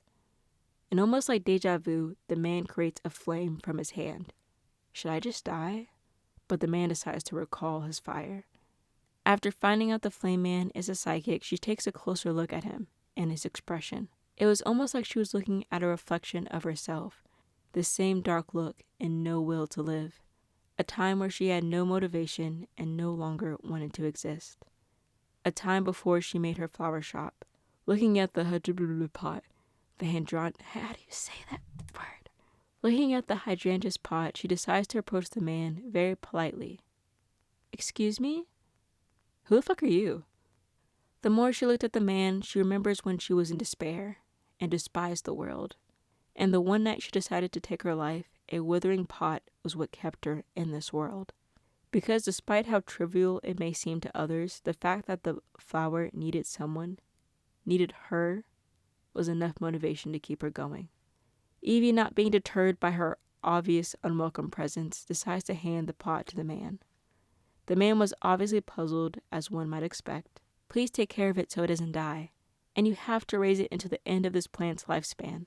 For my non-flower enthusiasts, I'm so sick of saying that flower's name. For my non-flower enthusiasts, hydrangeas has a lifespan of 50 years, according to my Google search. But in the game, it says they can live over 30 years. Either way, they can live for multiple decades if properly cared for. After giving the man the plant, she scurries off, and as she does, the man gets up and tells her to stop. But while running, she tells him, the plant's name is Limelight. The flower is called hydrangeas. Oh my goodness, I hate this plant's name. Why is your name like a rose or something? After running far enough, Evie slows down and says, well, I was being a bit nosy, but he looked like a dying plant. In other words, she thought if he were to give the same care and attention to that plant, it will in turn help him give himself the necessary care and attention he needs, just like a withered plant did for her many years ago. Then one day, as she was tending to her shop, she hears the bell ring. I finally found it. It was Levi. And Evie's thinking, did this man come back for revenge because I gave him a plant?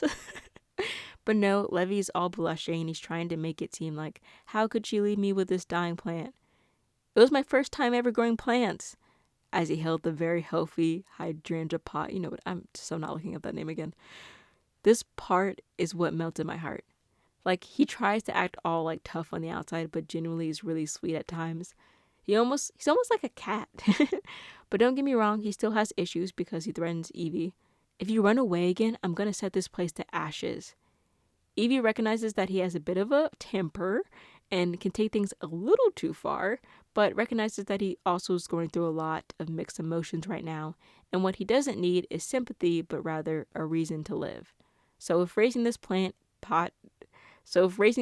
plant pot is going to do it, she wants to help in aiding him care for it. Who knows, maybe this plant pot could lead him to discovering other reasons to living as well. I feel like this backstory kind of gives more perspective on his more cold persona and nonchalant attitude about everything in life. It doesn't excuse his actions or some of the questionable things he said, but it does give more insight as to why he may act that way. 25. Murder. After seeing all those memories, Evie's pretty confused. For a lot of reasons. One of the major ones being that couldn't have been her because she never was a florist. She was a pianist. She never dreamed of opening up a flower shop. But at the same time, the memory was so vivid, it's hard to believe that it didn't happen. Levi starts whispering to her, how can you give me hope to live, yet betray me by running away and dying? I'm dead? But obviously she's still alive, otherwise they wouldn't be having this conversation. Then Evie remembers. Her flower shop, her only piece of solace, burned down to the ground. Losing it devastated her. She couldn't take it anymore and pricked her fingers many times trying to create a makeshift noose. And she went back to the place where it all started, her withered and burned down flower shop, where she hung. So how am I alive? How are my hands perfectly fine? She looks to Levi to tell her the truth of what happened, and he tells her, all that matters is that you're alive. That's the only truth I want to believe in. Evie comes to the realization that at one point, she was in love with this man. It was obvious Levi had feelings for her as well, so imagine being the one to find your beloved, lifeless body in the flower shop you guys met at. But Evie remembers seeing Levi's shocked face in her last moment and instantly regretting everything. Then Levi starts crying, begging her to stay with him and not leave him again. Evie doesn't know if she can promise him that, and she still has a lot of questions, and asks Levi, where are we? And Levi replies, is that important? Really nonchalantly. So that's a bit concerning. If we fast forward a bit, Levi does actually say something insightful. There's something that's been bothering me. Before coming to this island, I think some woman told me how to get out of this island, but I don't remember now. No, maybe I just don't want to remember. Then we get a scene cut to what appears to be Evie's dream. She meets up with Jacquie on the beach, but their conversation is cut short by Evie waking up. The first words she utters are, I killed Levi.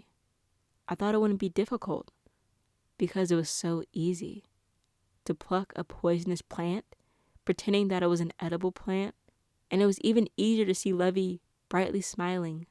But the moment he looked at me in pain, I realized I was wrong. So Levi, with his last dying breath, is asking Evie, why? As she just profusely apologizes. As she just tells him, I'll see you soon, as she consumes the poisonous plant herself. Levi chooses to hug her tight as Evie closes her eyes, waiting for the inevitable. 26. Romeo and Juliet. So we hear what sounds like beeps you hear in a hospital from a vital signs monitor. Evie opens her eyes and she's on a hospital bed. Evie worries whether Levi's okay or not. Although you think she'd be more confused, it's actually not that surprising because Jacquie told her beforehand. This island is your subconscious mind. You attempted to commit unaliving yourself, and you haven't woken up since. I know it's hard to believe, but do you trust me? We jumped into your subconscious to save you. All for you. Evie slowly regains her memories. Before entering the island, she attempted to unalive herself. And in order to save her from a coma, Levi jumped into her consciousness using Jacquie's ability. But for some reason, Evie, along with Levi, had their memory distorted in the process, and that's why he seems so familiar to her. And maybe the trauma of Levi almost dying helped her regain those memories. Maybe that's why Levi was hesitant to exit. Because of Evie's past attempts, he'd rather stay on the island than work towards an unstable future. But it was Jacquie who came to Evie in a dream and told her in order to leave the island, Evie had to die. And my first thought was, if all she had to do was die, why couldn't she just administer the poison to herself? Like, why she had to involve Levi? Like, he probably would have more than likely also eaten the poison so they could go together. But I'm still confused. I'm like, you could have just done it when he was asleep, and then when you guys woke up, you would have been in the hospital. Like, the outcome would have been the same. You both didn't need to suffer. Only, it didn't say her and Levi had to die. It just said her. Anyways, I'm just like confused. I'm like, if you loved him, wouldn't you just want him not to suffer? And I get seeing her die would make him suffer, but I'm like, you could have just eaten the poison while he was away or when he was asleep. There were other ways you could have gone about this. But Jacquie also states that she needs the will to live, otherwise it could backfire, and when she dies in her consciousness, she will die for real. So the fact that Evie wanted to escape from the island and live together with Levi allowed her to return. So she thought the best way to go was for them both to drink poison, so kind of Romeo and Juliet style, except Juliet stabbed herself, but you get the point. But it still would have made more sense to me that Evie tried to drink poison herself, and then once Levi woke up and found out that she was like dying or dead, he would like either drink the poison too, or like stab himself or burn himself alive. Anyway, Evie wants to look for Levi, and right at that moment, he walks through the hospital doors. So they reunite, and it's a really heartfelt moment. And then there's this little tidbit about how after Evie wakes up, there's a news report about how an unidentified man has been found murdered. But we won't worry about that for now. As time goes on, Evie's memory of the island begins to fade. Kind of feels like Peter Pan-ish, like once you leave Neverland, you start to forget Neverland. The only thing Evie does recall is Levi and some fragmented memories of Jacquie. So Evie's at home and Levi comes to visit, and things aren't going exactly the smoothest between them. Evie spends her day sitting in her dark living room just trying to make sense of everything that's happened on that island. While Levi encourages her just to forget about it all, she can't help but remember. Like how she was a florist in his memory, or how Jacquie seems to appear constantly in her dreams, calling her name while wandering the streets covered in blood from head to toe. Soon enough, Evie almost becomes obsessed with locating Jacquie, and the thought of not finding her sends her down a spiral. The night when she tries to go look for Jacquie again, Levi stops her and tells her, "You've already looked for her several times. You even went days without eating or sleeping because of it. I just get anxious every time you leave, waiting on when you'll come back." While Evie understands his concerns for her, she can't shake this unnerving feeling. Every time she sits on that comfy sofa or sleeps in her bed, Jacquie is out there somewhere alone, covered in blood, and calling out to her. "Levi, I really think I can find her this time." So Evie goes out that night, Levi falling behind her as she mindlessly searches the area for Jacquie. Several years pass since that night, and all those years, Evie searched for Jacquie in vain. When she wasn't looking for Jacquie, she buried herself in her work to calm her anxiety. One day while walking home after work in the pouring rain, Levi is waiting for her with an umbrella by a lamppost. After hearing the two of them converse, it's evident that Evie still isn't taking the best care of herself. Still skipping meals, not getting enough rest, and even on a cloudy day like this, she forgot her umbrella. In the eyes of Levi, it's like she's wanting to self-sabotage herself, like she wants to suffer. She looks like a person who has no will to live. And as much as it stung to hear those words from Levi, Evie knows it was the truth. She understood how emotionally and physically abusive she was being to herself. She was living a life of guilt. Levi walks close to her and starts listing off how he hates how she's so hard on herself and pushes herself to the limit. As he moves closer, he leans in for a kiss while pinning Evie to the wall. I guess in this moment, Evie realizes how much she's been holding back her feelings for Levi due to the guilt. Levi asks her, "Forget it, for me. And if Jacquie truly cares about you, she would want more than anything for you to be happy." Can I be happy? And then they lived happily ever after, I assume. To me, this ending was really heartbreaking for both parties. Like, I can't imagine being in Levi's shoes and watching as the years go by and Evie's mental health just plummeting more and more as she searches for Jacquie. And for Evie, it must be pretty tormenting to have these reoccurring dreams of someone suffering and you can't really do anything to help.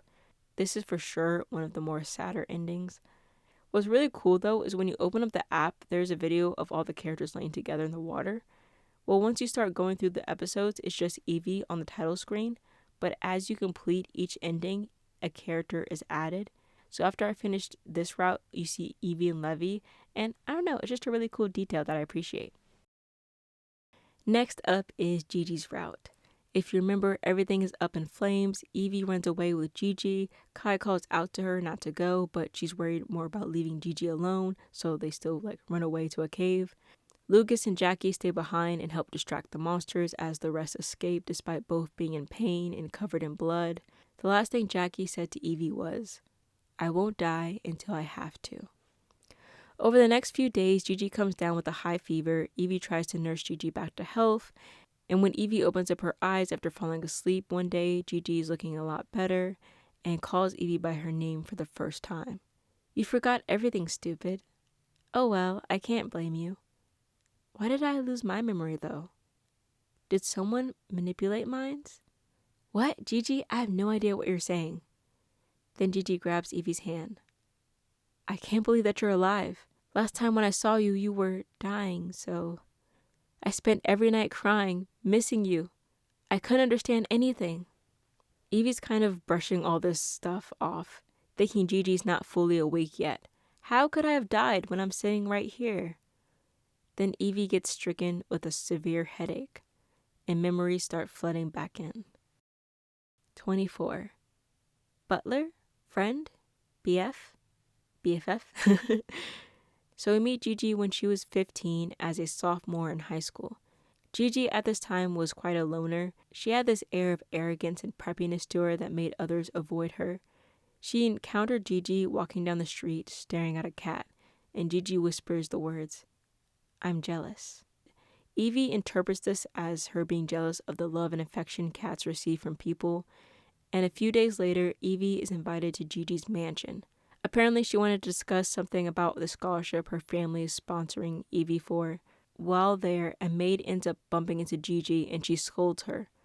Evie, being a guest, kind of finds this interaction uncomfortable. Well, later, when Evie goes to the bathroom, she ends up getting lost, and while she's trying to find her way back, she overhears the same maid and a few others just shit-talking Gigi. How she's the daughter of a mistress who passed away, and how nobody likes Gigi or welcomes her in this house. It gives Evie more context to her situation.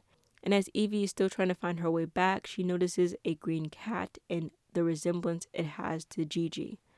Right then and there, she confesses to the cat she wants to get closer to Gigi, and she believes that she puts up this front so she doesn't get hurt. And then almost on cue, the cat sneezes and a big cloud forms around its body, revealing it to be Gigi. And Evie's like, "Can I touch your tail?" Anyways, safe to say they become close after this interaction. Gigi even musters up the courage to ask Evie to be her friend. Gigi gets really flustered, but I just find their whole friendship to be super sweet and endearing. After all this fluffiness, the memory ends with Evie saying they became best friends and everything was going so well. Until I died in an accident. 25. Best friends forever. Now we're back to the present, but despite what she saw, it's not making a whole lot of sense to her because she's adamant the first time they ever met was on this island. Like, how do you forget someone as cute as Gigi? I don't understand. Then Gigi looks at Evie almost teary-eyed and says, "Are we still friends?"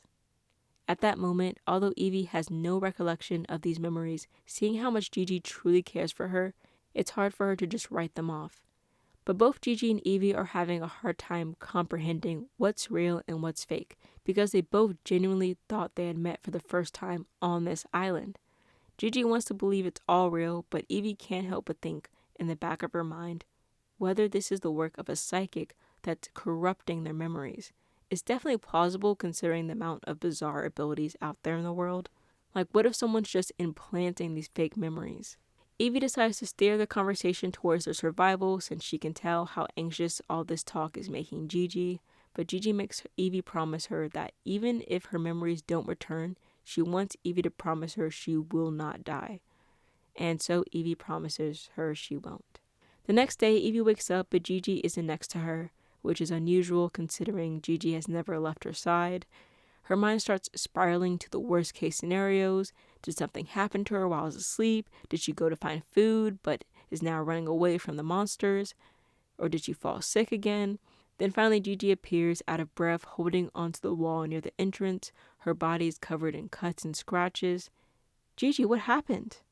"Oh, nothing. I was being chased by monsters and fell, but I made it back safely, so everything's okay. Here, I brought us food." Evie saw the rotten food Gigi had been carrying. "I did a good job, right?" You have to think, Gigi's been going through a lot. So she saw her brother getting attacked in front of her eyes, who she doesn't even know is still alive. She seemingly remembers her past with Evie, where at the end, Evie dies, and now she's scared and afraid of how they're going to survive another day. So Evie gives Gigi a giant hug. "I'll survive, no matter what. So please stay with me, Gigi." So they share this nice moment of hugging each other, and it's really sweet, and for the next couple of days, everything seems fine. They even get a lot more comfortable with each other, and just overall things were looking up. Then one night, Evie returns to a familiar sight, a dark cave with a bright red glow, and what she just saw next, she couldn't believe her own eyes. There was Gigi laying in the red pool of blood, unconscious and unresponsive. Gigi clings to Gigi's cold body in despair. the one person that allowed her from falling completely apart. And now she was gone. Almost to laugh at her pain, or maybe to put her out of her misery, a monster appears from behind her and bites her. 26. Forever. Again, we hear the beeping from a hospital bed. This is very similar to what happened with Levi, except when Jacquie told her about this being her consciousness, Evie was already being chewed up by a monster. Jacquie ends up putting her blade through the monster, but at this point, Evie had already lost too much blood. But we get a little bit more information that everyone besides Jacquie forgot their purpose for saving her. She tells Evie about the conditions to get out of this island, and I guess so she wouldn't have a slow and painful death, Jacquie decides to deal the final blow to Evie with her blade, holding Evie in her arms as she takes her final breath. And just like with Levi, Evie worries about Gigi's well-being, and almost on cue, Gigi walks into her hospital room and they hug it out while crying. And just like before, there's a news report of an unidentified man being found murdered. Evie's memory of the island begins to fade, and all she remembers is her and Gigi living on that island, as well as Gigi's brother, Lucas. But her memory of Lucas is quite vague in comparison to Gigi. For some reason, Gigi didn't have a social security number, so she ends up living with Evie. Gigi tries her best working a part-time job and eventually saves up enough to afford a fake ID. And the one that they receive it from is none other than Levi, but neither parties recognize each other.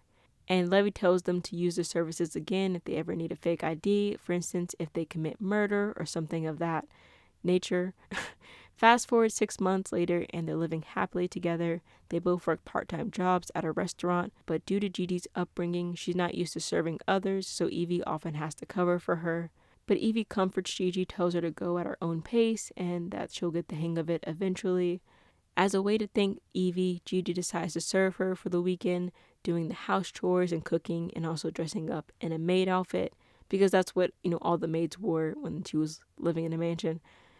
At the end of the day, Evie goes to comfort Gigi after all the hard work she did, and I really like these two together. And after the last ending, this one was really refreshing. And now when I go to open up the app, you see Evie, Levi, and Gigi all huddled together. Third route I did was Kai's, and this one, Evie ends up leading Kai to the cave because she's worried about leaving him all alone. Bryan at some point asks her not to go and come with him instead, but she doesn't listen. We find out once they get to the cave, Jacquie was the one who helped them by saying she would stay behind and fend off the monsters. Kai is severely injured because if you remember, he was attacked from behind, but Kai plays it off when Evie asks if he's okay. It's nothing. You're the only thing that matters to me. Evie's still worried since Kai is groaning in pain. I can finally be with you, so it would be stupid to die. For the next few days, Evie starts suffering from a high fever, so Kai, although not in the best shape himself, is helping her feel better. And also he's risking his life by going out and getting food while monsters are still roaming around. Evie feels pretty guilty, like she's just being a bother. But sometimes it was a little odd. He'd go out and he'd be gone for long stretches of time, or even come back bleeding sometimes. Although Evie was worried about the others, it was hard for her to think with her mind being so blurry and hazy most of the time. She oftentimes just listened to Kai talk to her. Then one day Kai asked, Evie, what are you thinking about right now? I wonder if everyone will be okay. Are you thinking about Bryan? I also think about Bryan. That's weird. You've only met me since you've came to this island. You don't know such a person. Do you, Evie? You've been staying here with me all along. 24. My muse, my joy. Kai starts to tell Evie about how she saved him. On a cold winter's night, she found a man sitting by a garbage dump. Evie really has a knack for approaching people at the garbage dump, okay? Maybe she should not. First Levi, now Kai. So she takes Kai back home, seeing the shape he's in, like he's a lost puppy. Just PSA, I don't recommend following people you just met to their home, especially if you found them at the garbage dump. Don't recommend. Probably better just to call the police or call 911 or whatever your country's emergency number is. She gives him some hot tea, and after he takes a shower and puts on a fresh set of clothes, we learn that Kai is an aspiring singer, but in his own words is pretty bad at singing. And today he heard back from a recording company that he is a useless piece of shit, which is why he was so down in the dumps, both figuratively and literally. Evie gives him an inspiring little pep talk about how he shouldn't let what others say define him and he shouldn't be so hard on himself. There's a lot more they say, but that's the gist of it. After recounting the memories, Kai goes on about if she hadn't saved him, he wouldn't be where he is today, and I don't mean anything without you. After saying all this, he holds Evie tenderly in his arms, and everything just goes black. She hears someone calling her name in the darkness. Babe, babe. Evie opens her eyes to a dark cave. She can feel something heavy around her wrists and ankles. Looking down, she can see shackles on her. Evie starts hyperventilating, and out of the corner of her eye, she sees a figure. A woman also chained, trying to say something to her. That woman is Jacquie, but Evie doesn't recognize her. Jacquie starts talking slower, like she wants her to read her lips. She mouths the words, one by one. R-U-N. Run. Just at that moment, Evie opens her eyes, thinking she just woke up from a deep sleep, and there's no sight of Kai. Then tears begin to swell up and fall from her face.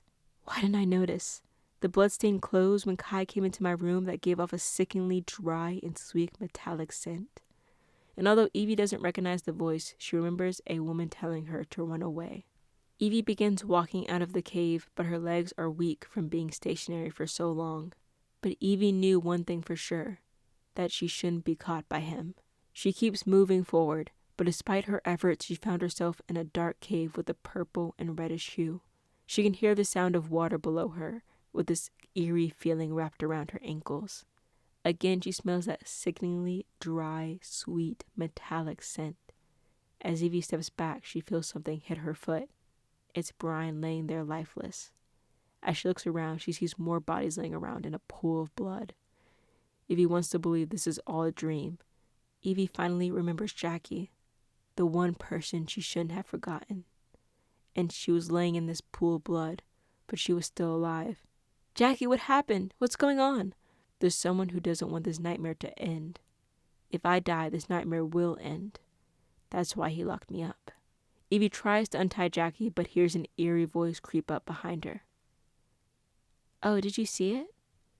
Evie jumps up. The voice continues. You can't let her go. 26. Oblivion.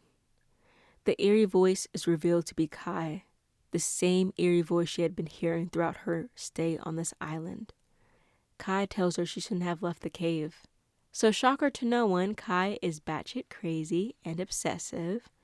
There's a lot of back and forth between the two. Evie's trying to deny that Kai was the one who killed everyone, but basically Kai traps Evie on this island and distorts her memory. Evie often gets headaches or disturbing dreams in her memory, but in this new reality, Evie believes that her and Kai are in a relationship and are madly in love with one another. But Kai seems paranoid that she'll recover her memories, so he will periodically ask if she loves him and tells her to never go outside the cave because it's dangerous, when the real danger is inside the cave. I really like this ending. It was a nice change of pace from the hospital ending we saw in the previous two, and also from the beginning, I already knew he was this kind of obsessive character, so this ending makes sense knowing his personality. So by the time I finished Kai's route, I was so curious to how Jacquie played into all of this, because she was the only character to be featured so prominently in each ending. Jacquie. I have a lot to say about Jacquie, but we'll get to it in due time. Just like the other scenarios, it starts off with Evie running away from the fire with Jacquie into a cave. As they're running away, Jacquie says a familiar line. I'm fine. I won't die until I have to. And I won't make you die until you have to. As we gathered from the other endings, either Evie or Jacquie must die in order for them to return to the real world. But the caveat is Evie needs to have the desire to live in order for it to work. So Jacquie is bleeding due to the glass shards embedded in her body, and Evie's trying to remove the glass shards. Jacquie, how did you get hurt like this? Jacquie pauses for a moment. Well, it's probably because I broke the glass in the botanic garden.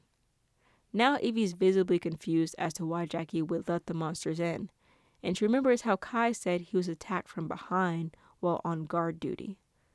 So I think, like anyone, Evie's wary of Jacquie and her intentions. Yeah, but my question was, if Jacquie had planned or considered doing this, why even tell Evie the glass is only breakable from the inside? Nobody else but her would have known, so I don't know why she didn't just keep that little fun fact to herself. But I do remember it being later mentioned that it was actually Kai who manipulated Jacquie to break the glass, so she didn't do it of her own will. Next thing you know, though, Jacquie presses her blade against Evie's neck. Babe, I want to ask you something. Do you want to live? Now? 24. My favorite magenta. We get another flashback in episode 24, and going into this and seeing Jacquie's attire, I'm thinking that maybe they met while they were office workers, or maybe Jacquie was an office worker who visited a cafe Evie worked at, and that's how they knew each other, or Jacquie was a professor and she frequented a place Evie worked at a lot. But nothing, I mean nothing, could have prepared me for the truth. So we see Evie as a kid, and she's with Jacquie in the botanic garden. And we find out that Jacquie was Evie's next door neighbor. But it seems Evie's relatives were never around and she was being neglected, so Jacquie asked her if she wants to live with her because she also has no family. We also find out that Jacquie is a psychic who can control dreams. And this was helpful because Evie was plagued with frequent nightmares of just being infested with terrible monsters. So in order to help Evie, Jacquie created the botanic garden. We'll talk about their relationship in just a second, but I want to get through some exposition revealed in this episode. We discover the monsters are created via Evie's negative thoughts and basically fragments of her emotions. So if she gets her emotions in check, the monsters won't pose a threat. But that's easier said than done, especially for a kid. Like, these monsters have black blood oozing out of its mouth. I wouldn't want to go near that either. These nightmares first started occurring after Evie's parents died in a car accident. So every night she was tormented by these monsters, chasing her, and every single one ended with her dying. Sometimes by drowning, another time she fell off a cliff, or she tried to hide away in a cave and die of dehydration.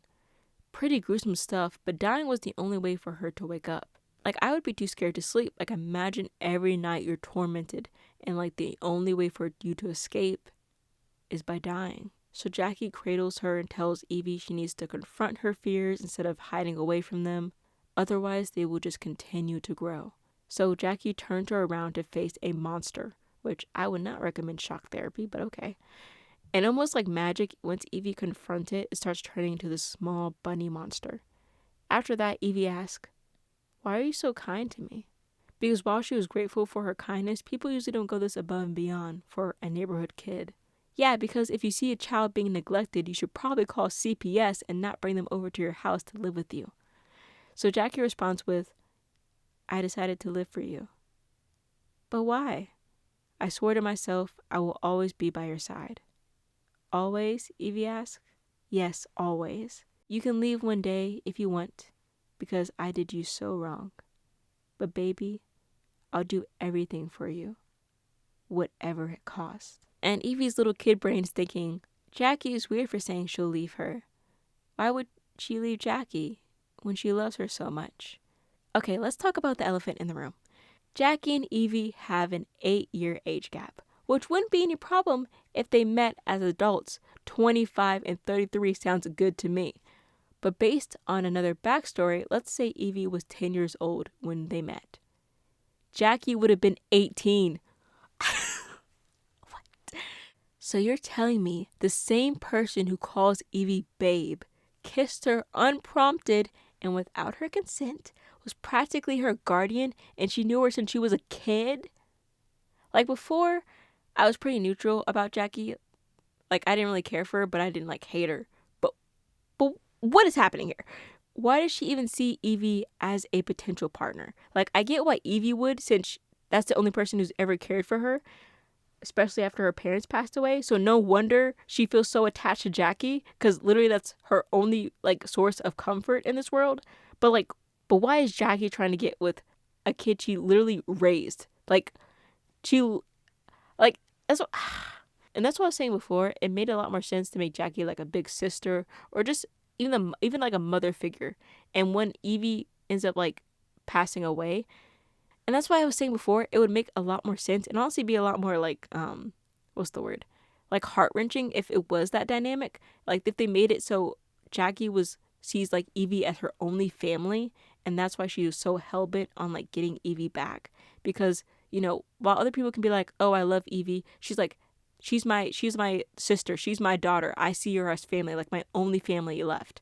Like that would have made more sense, but then they went ahead and made Jacquie a love interest. So now I'm confused. Like, what is this dynamic that we have? I'm flabbergasted. Like, what is happening here? Okay. We can tell that she sees Evie as a potential partner. Otherwise, like, why would you kiss her on the lips? Like the forehead kiss, you can maybe like be like, okay, she sees her as family, but no, she literally kisses her on the lips. So, and calls her babe, which obviously people have nicknames for like their family, but I don't think you're calling anyone except for someone you're interested in romantically babe, right? But yeah, because of this, honestly, I almost wanted to drop the whole story entirely because it kind of just soured the experience for me. But I wanted to finish at least Jacquie's ending because I had already devoted so much time into the story. And I'm actually glad I did. Part of me thinks the author may have made this relationship inappropriate intentionally. I'll explain my reasoning once we get through Jacquie's ending, but just hold that thought, okay? I know you're like, what? But like, let me explain my reasoning after we get through the ending. 25. Death Thorns. Or Death Throws. How did I write this?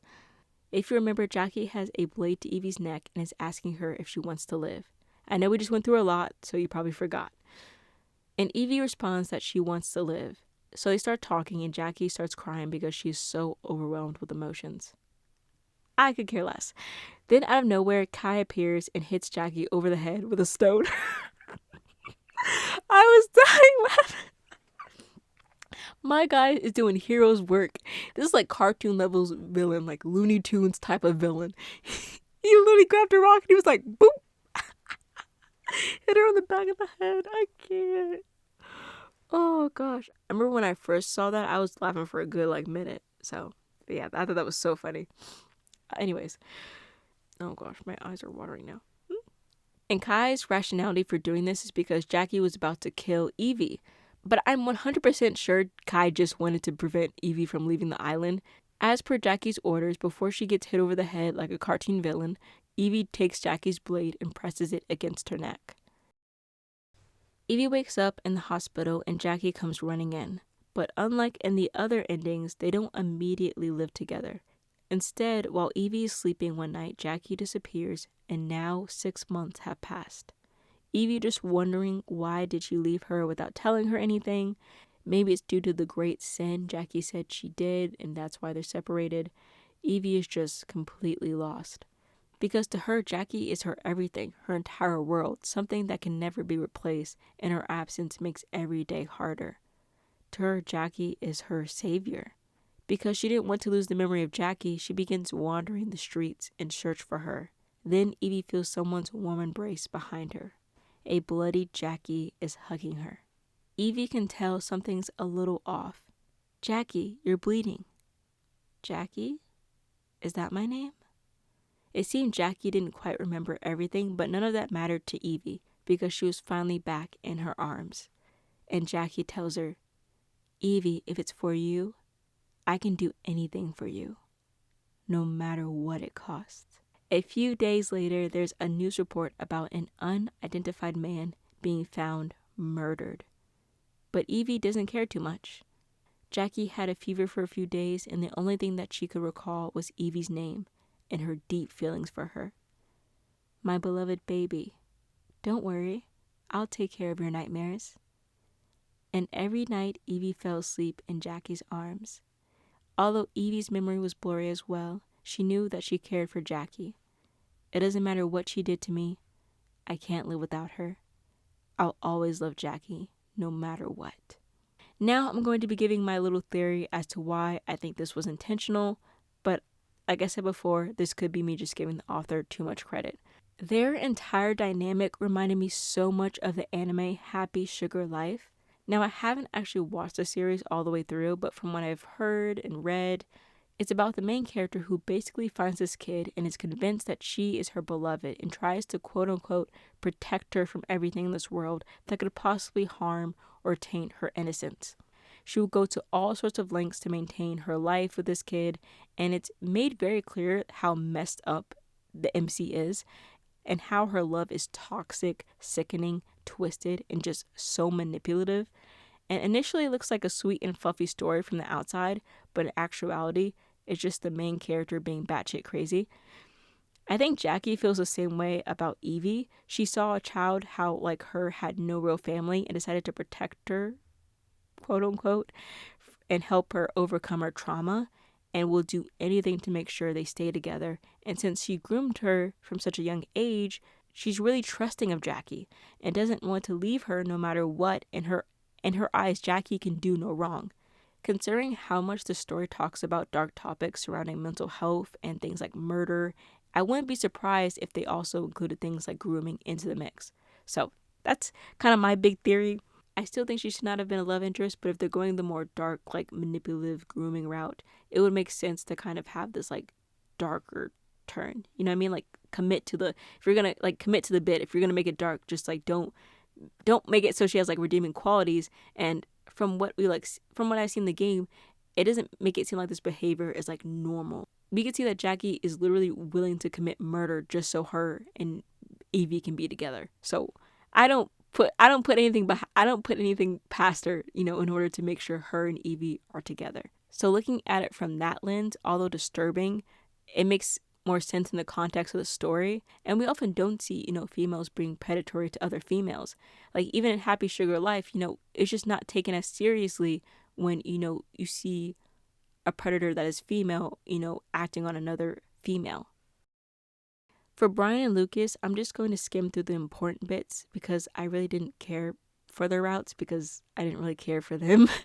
And a lot of what's been said, we already know from the other routes. In Lucas's route, he has a lot of pressure put on him because he's going to be the one and only heir to the S Corporation. And people are often interested in him only because of his position and not interested in him as a person, which that sucks.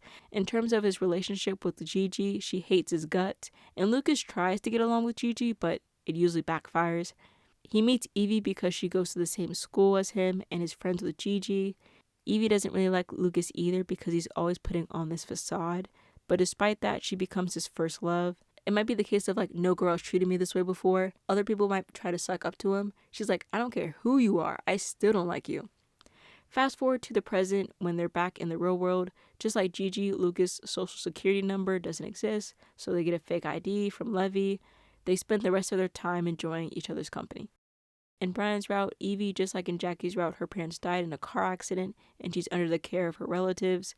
But they treated her poorly and confined her until she's eventually abandoned at an orphanage. Here is where she meets Bryan for the first time. Although they get off to a rocky start, they become best friends eventually. But one day, Bryan ups and leaves without saying anything, and as much as she loves Bryan, she also resents him for leaving her all alone. A few years later, she meets up with Bryan again, and they decide they would go to an island together. One thing that was different that I forgot to mention in both Lucas's and Bryan's route, they were the ones to explain to Evie how to exit the island instead of Jacquie. Again, we get news reports of a murder. This also happens in Lucas's route. Bryan obtains a fake ID, and both Evie and Bryan get married, and it's actually really sweet. In my opinion, this is like the happiest Evie looks in all of the endings. And it's nice to see her get married to her childhood friend. I love a good, childhood friend to lovers pipeline. Now, you may think we're done with all the endings, but we're not. We have the normal ending, which pretty much wraps up many of the loose ends. In the normal ending, everything is up in flames again, and everyone starts yelling Evie's name as she's getting eaten alive by one of the monsters. Ouch. We could hear the beeping noise at the hospital, but she doesn't wake up. Instead, she's kind of in this limbo state where she's unsure whether she deserves to live or not. Then she hears Bryan calling her name, and he ends up giving her mouth to mouth. Once Evie is no longer coughing up water, she looks up at Bryan, but doesn't recognize him despite him feeling very familiar. And Bryan immediately goes to hug Evie. This reminds me of the first time Evie met Bryan on the island, by the way. When you open up the app and go to albums, you can see every character's profile, and everyone has 3 main scenes, mainly the ones you get at the crossroads where you get a picture from it, and once you finish it, you can click on the scene to replay it. But Evie has 2 scenes, the one we just experienced and the final hidden ending. But there's also an additional scene with no photo attached called The Memory of Dreams, which is what I'm about to explain to you right now. We get a look into the memory Evie remembers. We see Evie at the orphanage and she gets enamored by the pianist that comes to visit once a year for charity events.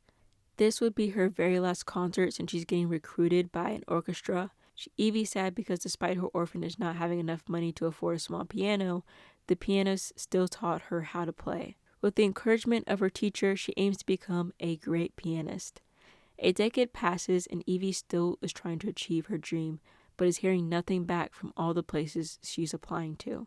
She's just waiting for her moment to debut, and then finally she gets her chance to join the National Symphony Orchestra.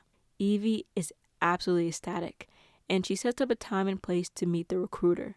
But the very next day, her world as she would know it would come completely crashing down. Breaking news all over the world about the emergence of psychics, people with unexplainable superpowers. Her offer to join is rescinded as a psychic takes her place. Soon there's news of a famous pianist suddenly retiring, and Evie sees the face of her piano teacher. Despite her management claiming it's due to illness, many speculate it's because of the psychics. After sitting in her house for days on end crying her eyes out, she decides to take a trip she saw advertised in a travel catalog that was on sale because nobody wanted to go. That city looks just like me. Unwanted. Okay, so we're almost at the end. So in order to get the hidden ending, you have to finish the puzzle that's at the top right corner when you click on album. You can get puzzle pieces by finishing episodes and going on patrol. I was so confused on what to do after the puzzle because I thought it would just take you to the hidden ending immediately. But no, you actually have to go to the little mail icon in the right corner to get a puzzle completion reward. Then once you equip Evie with her tropical maxi skirt, then you'll be all ready to go for the hidden ending. Once again, we're back at the blazing botanic garden, which at this point I'm pretty sick of seeing. Evie gets a sense of deja vu, but can't really take time to ponder that because Kai looks at her like he's about to die. Evie takes Kai's hand and runs away because he looks so feeble. While in the cave, she just keeps getting the sense of deja vu that she just can't shake off. Kai appears behind her, looking a bit cold-hearted, but her migraine wasn't allowing her to think straight.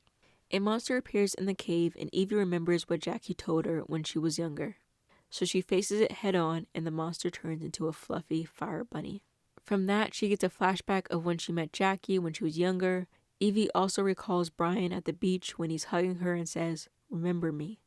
I'm Bryan. I'm the one who will set you free from this island."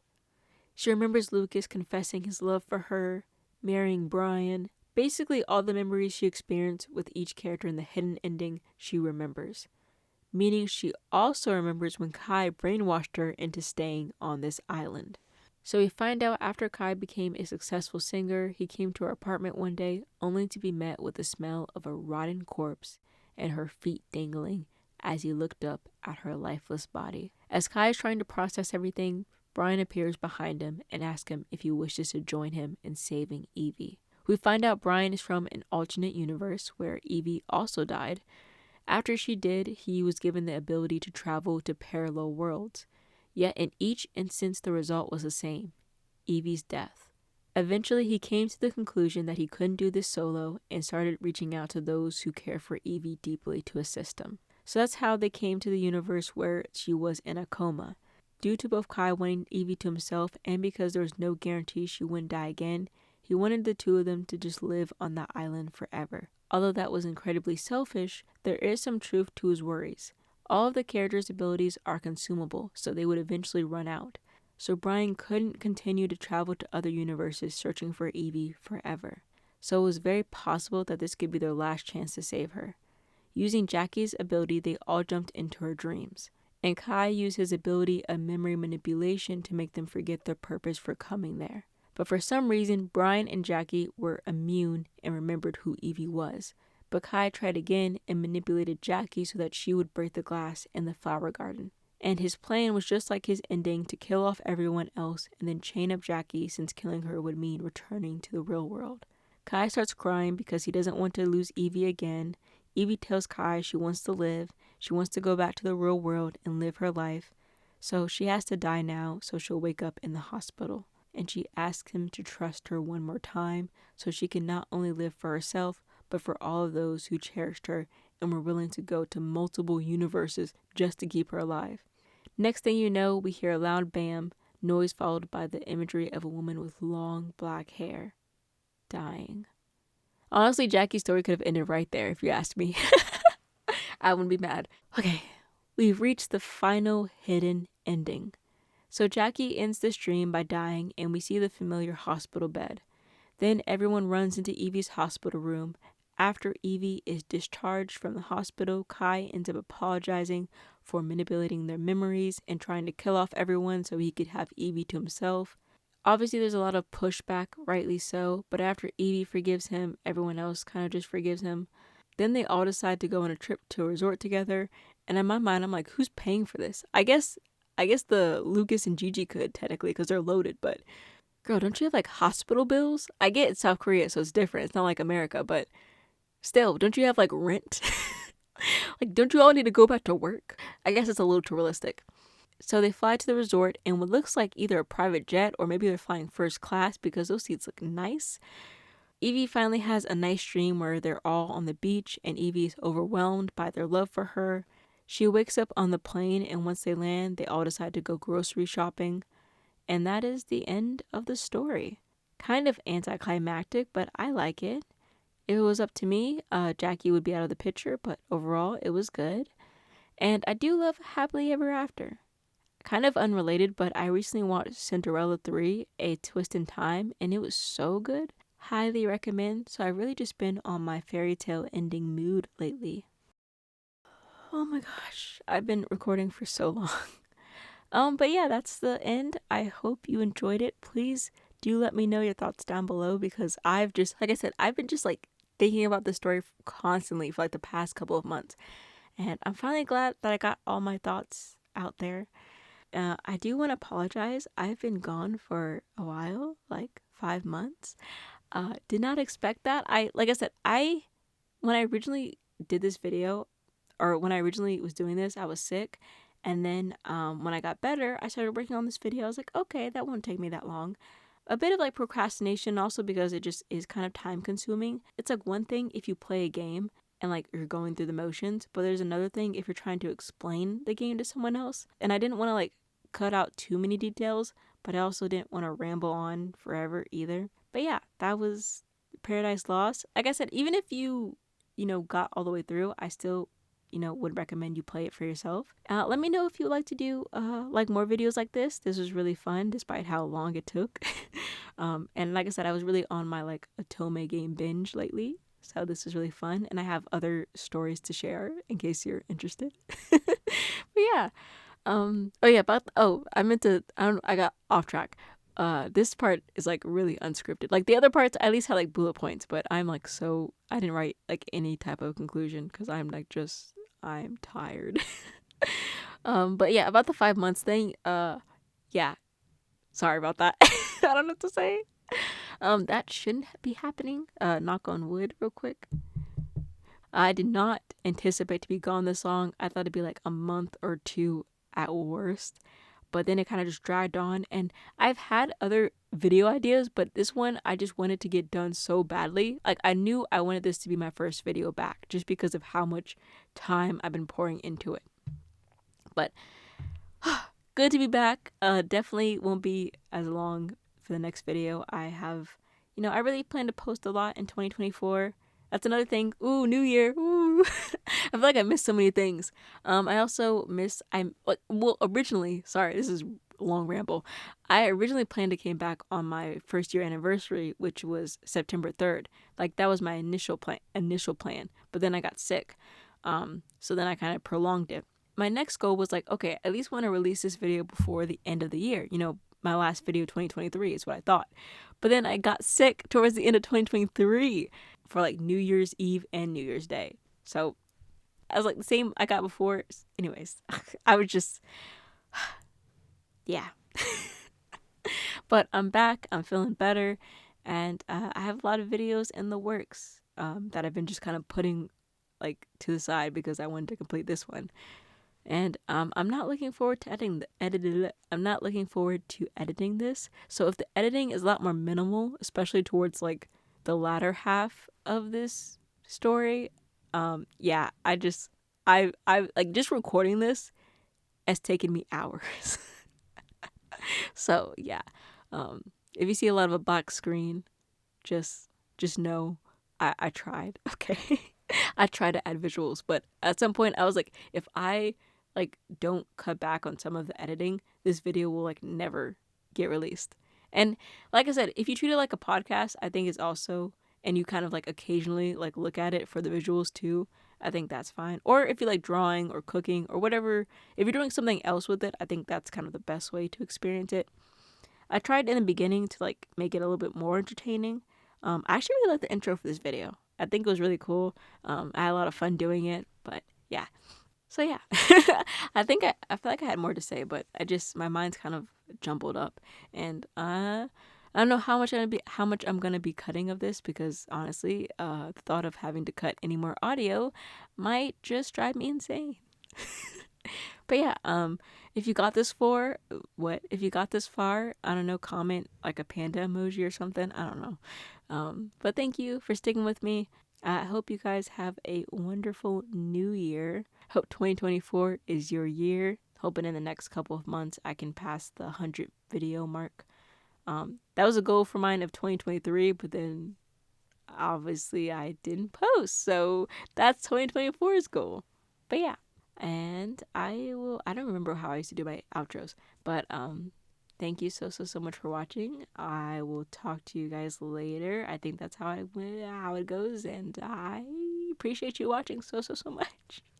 And I'll catch you guys later. Okay, bye-bye.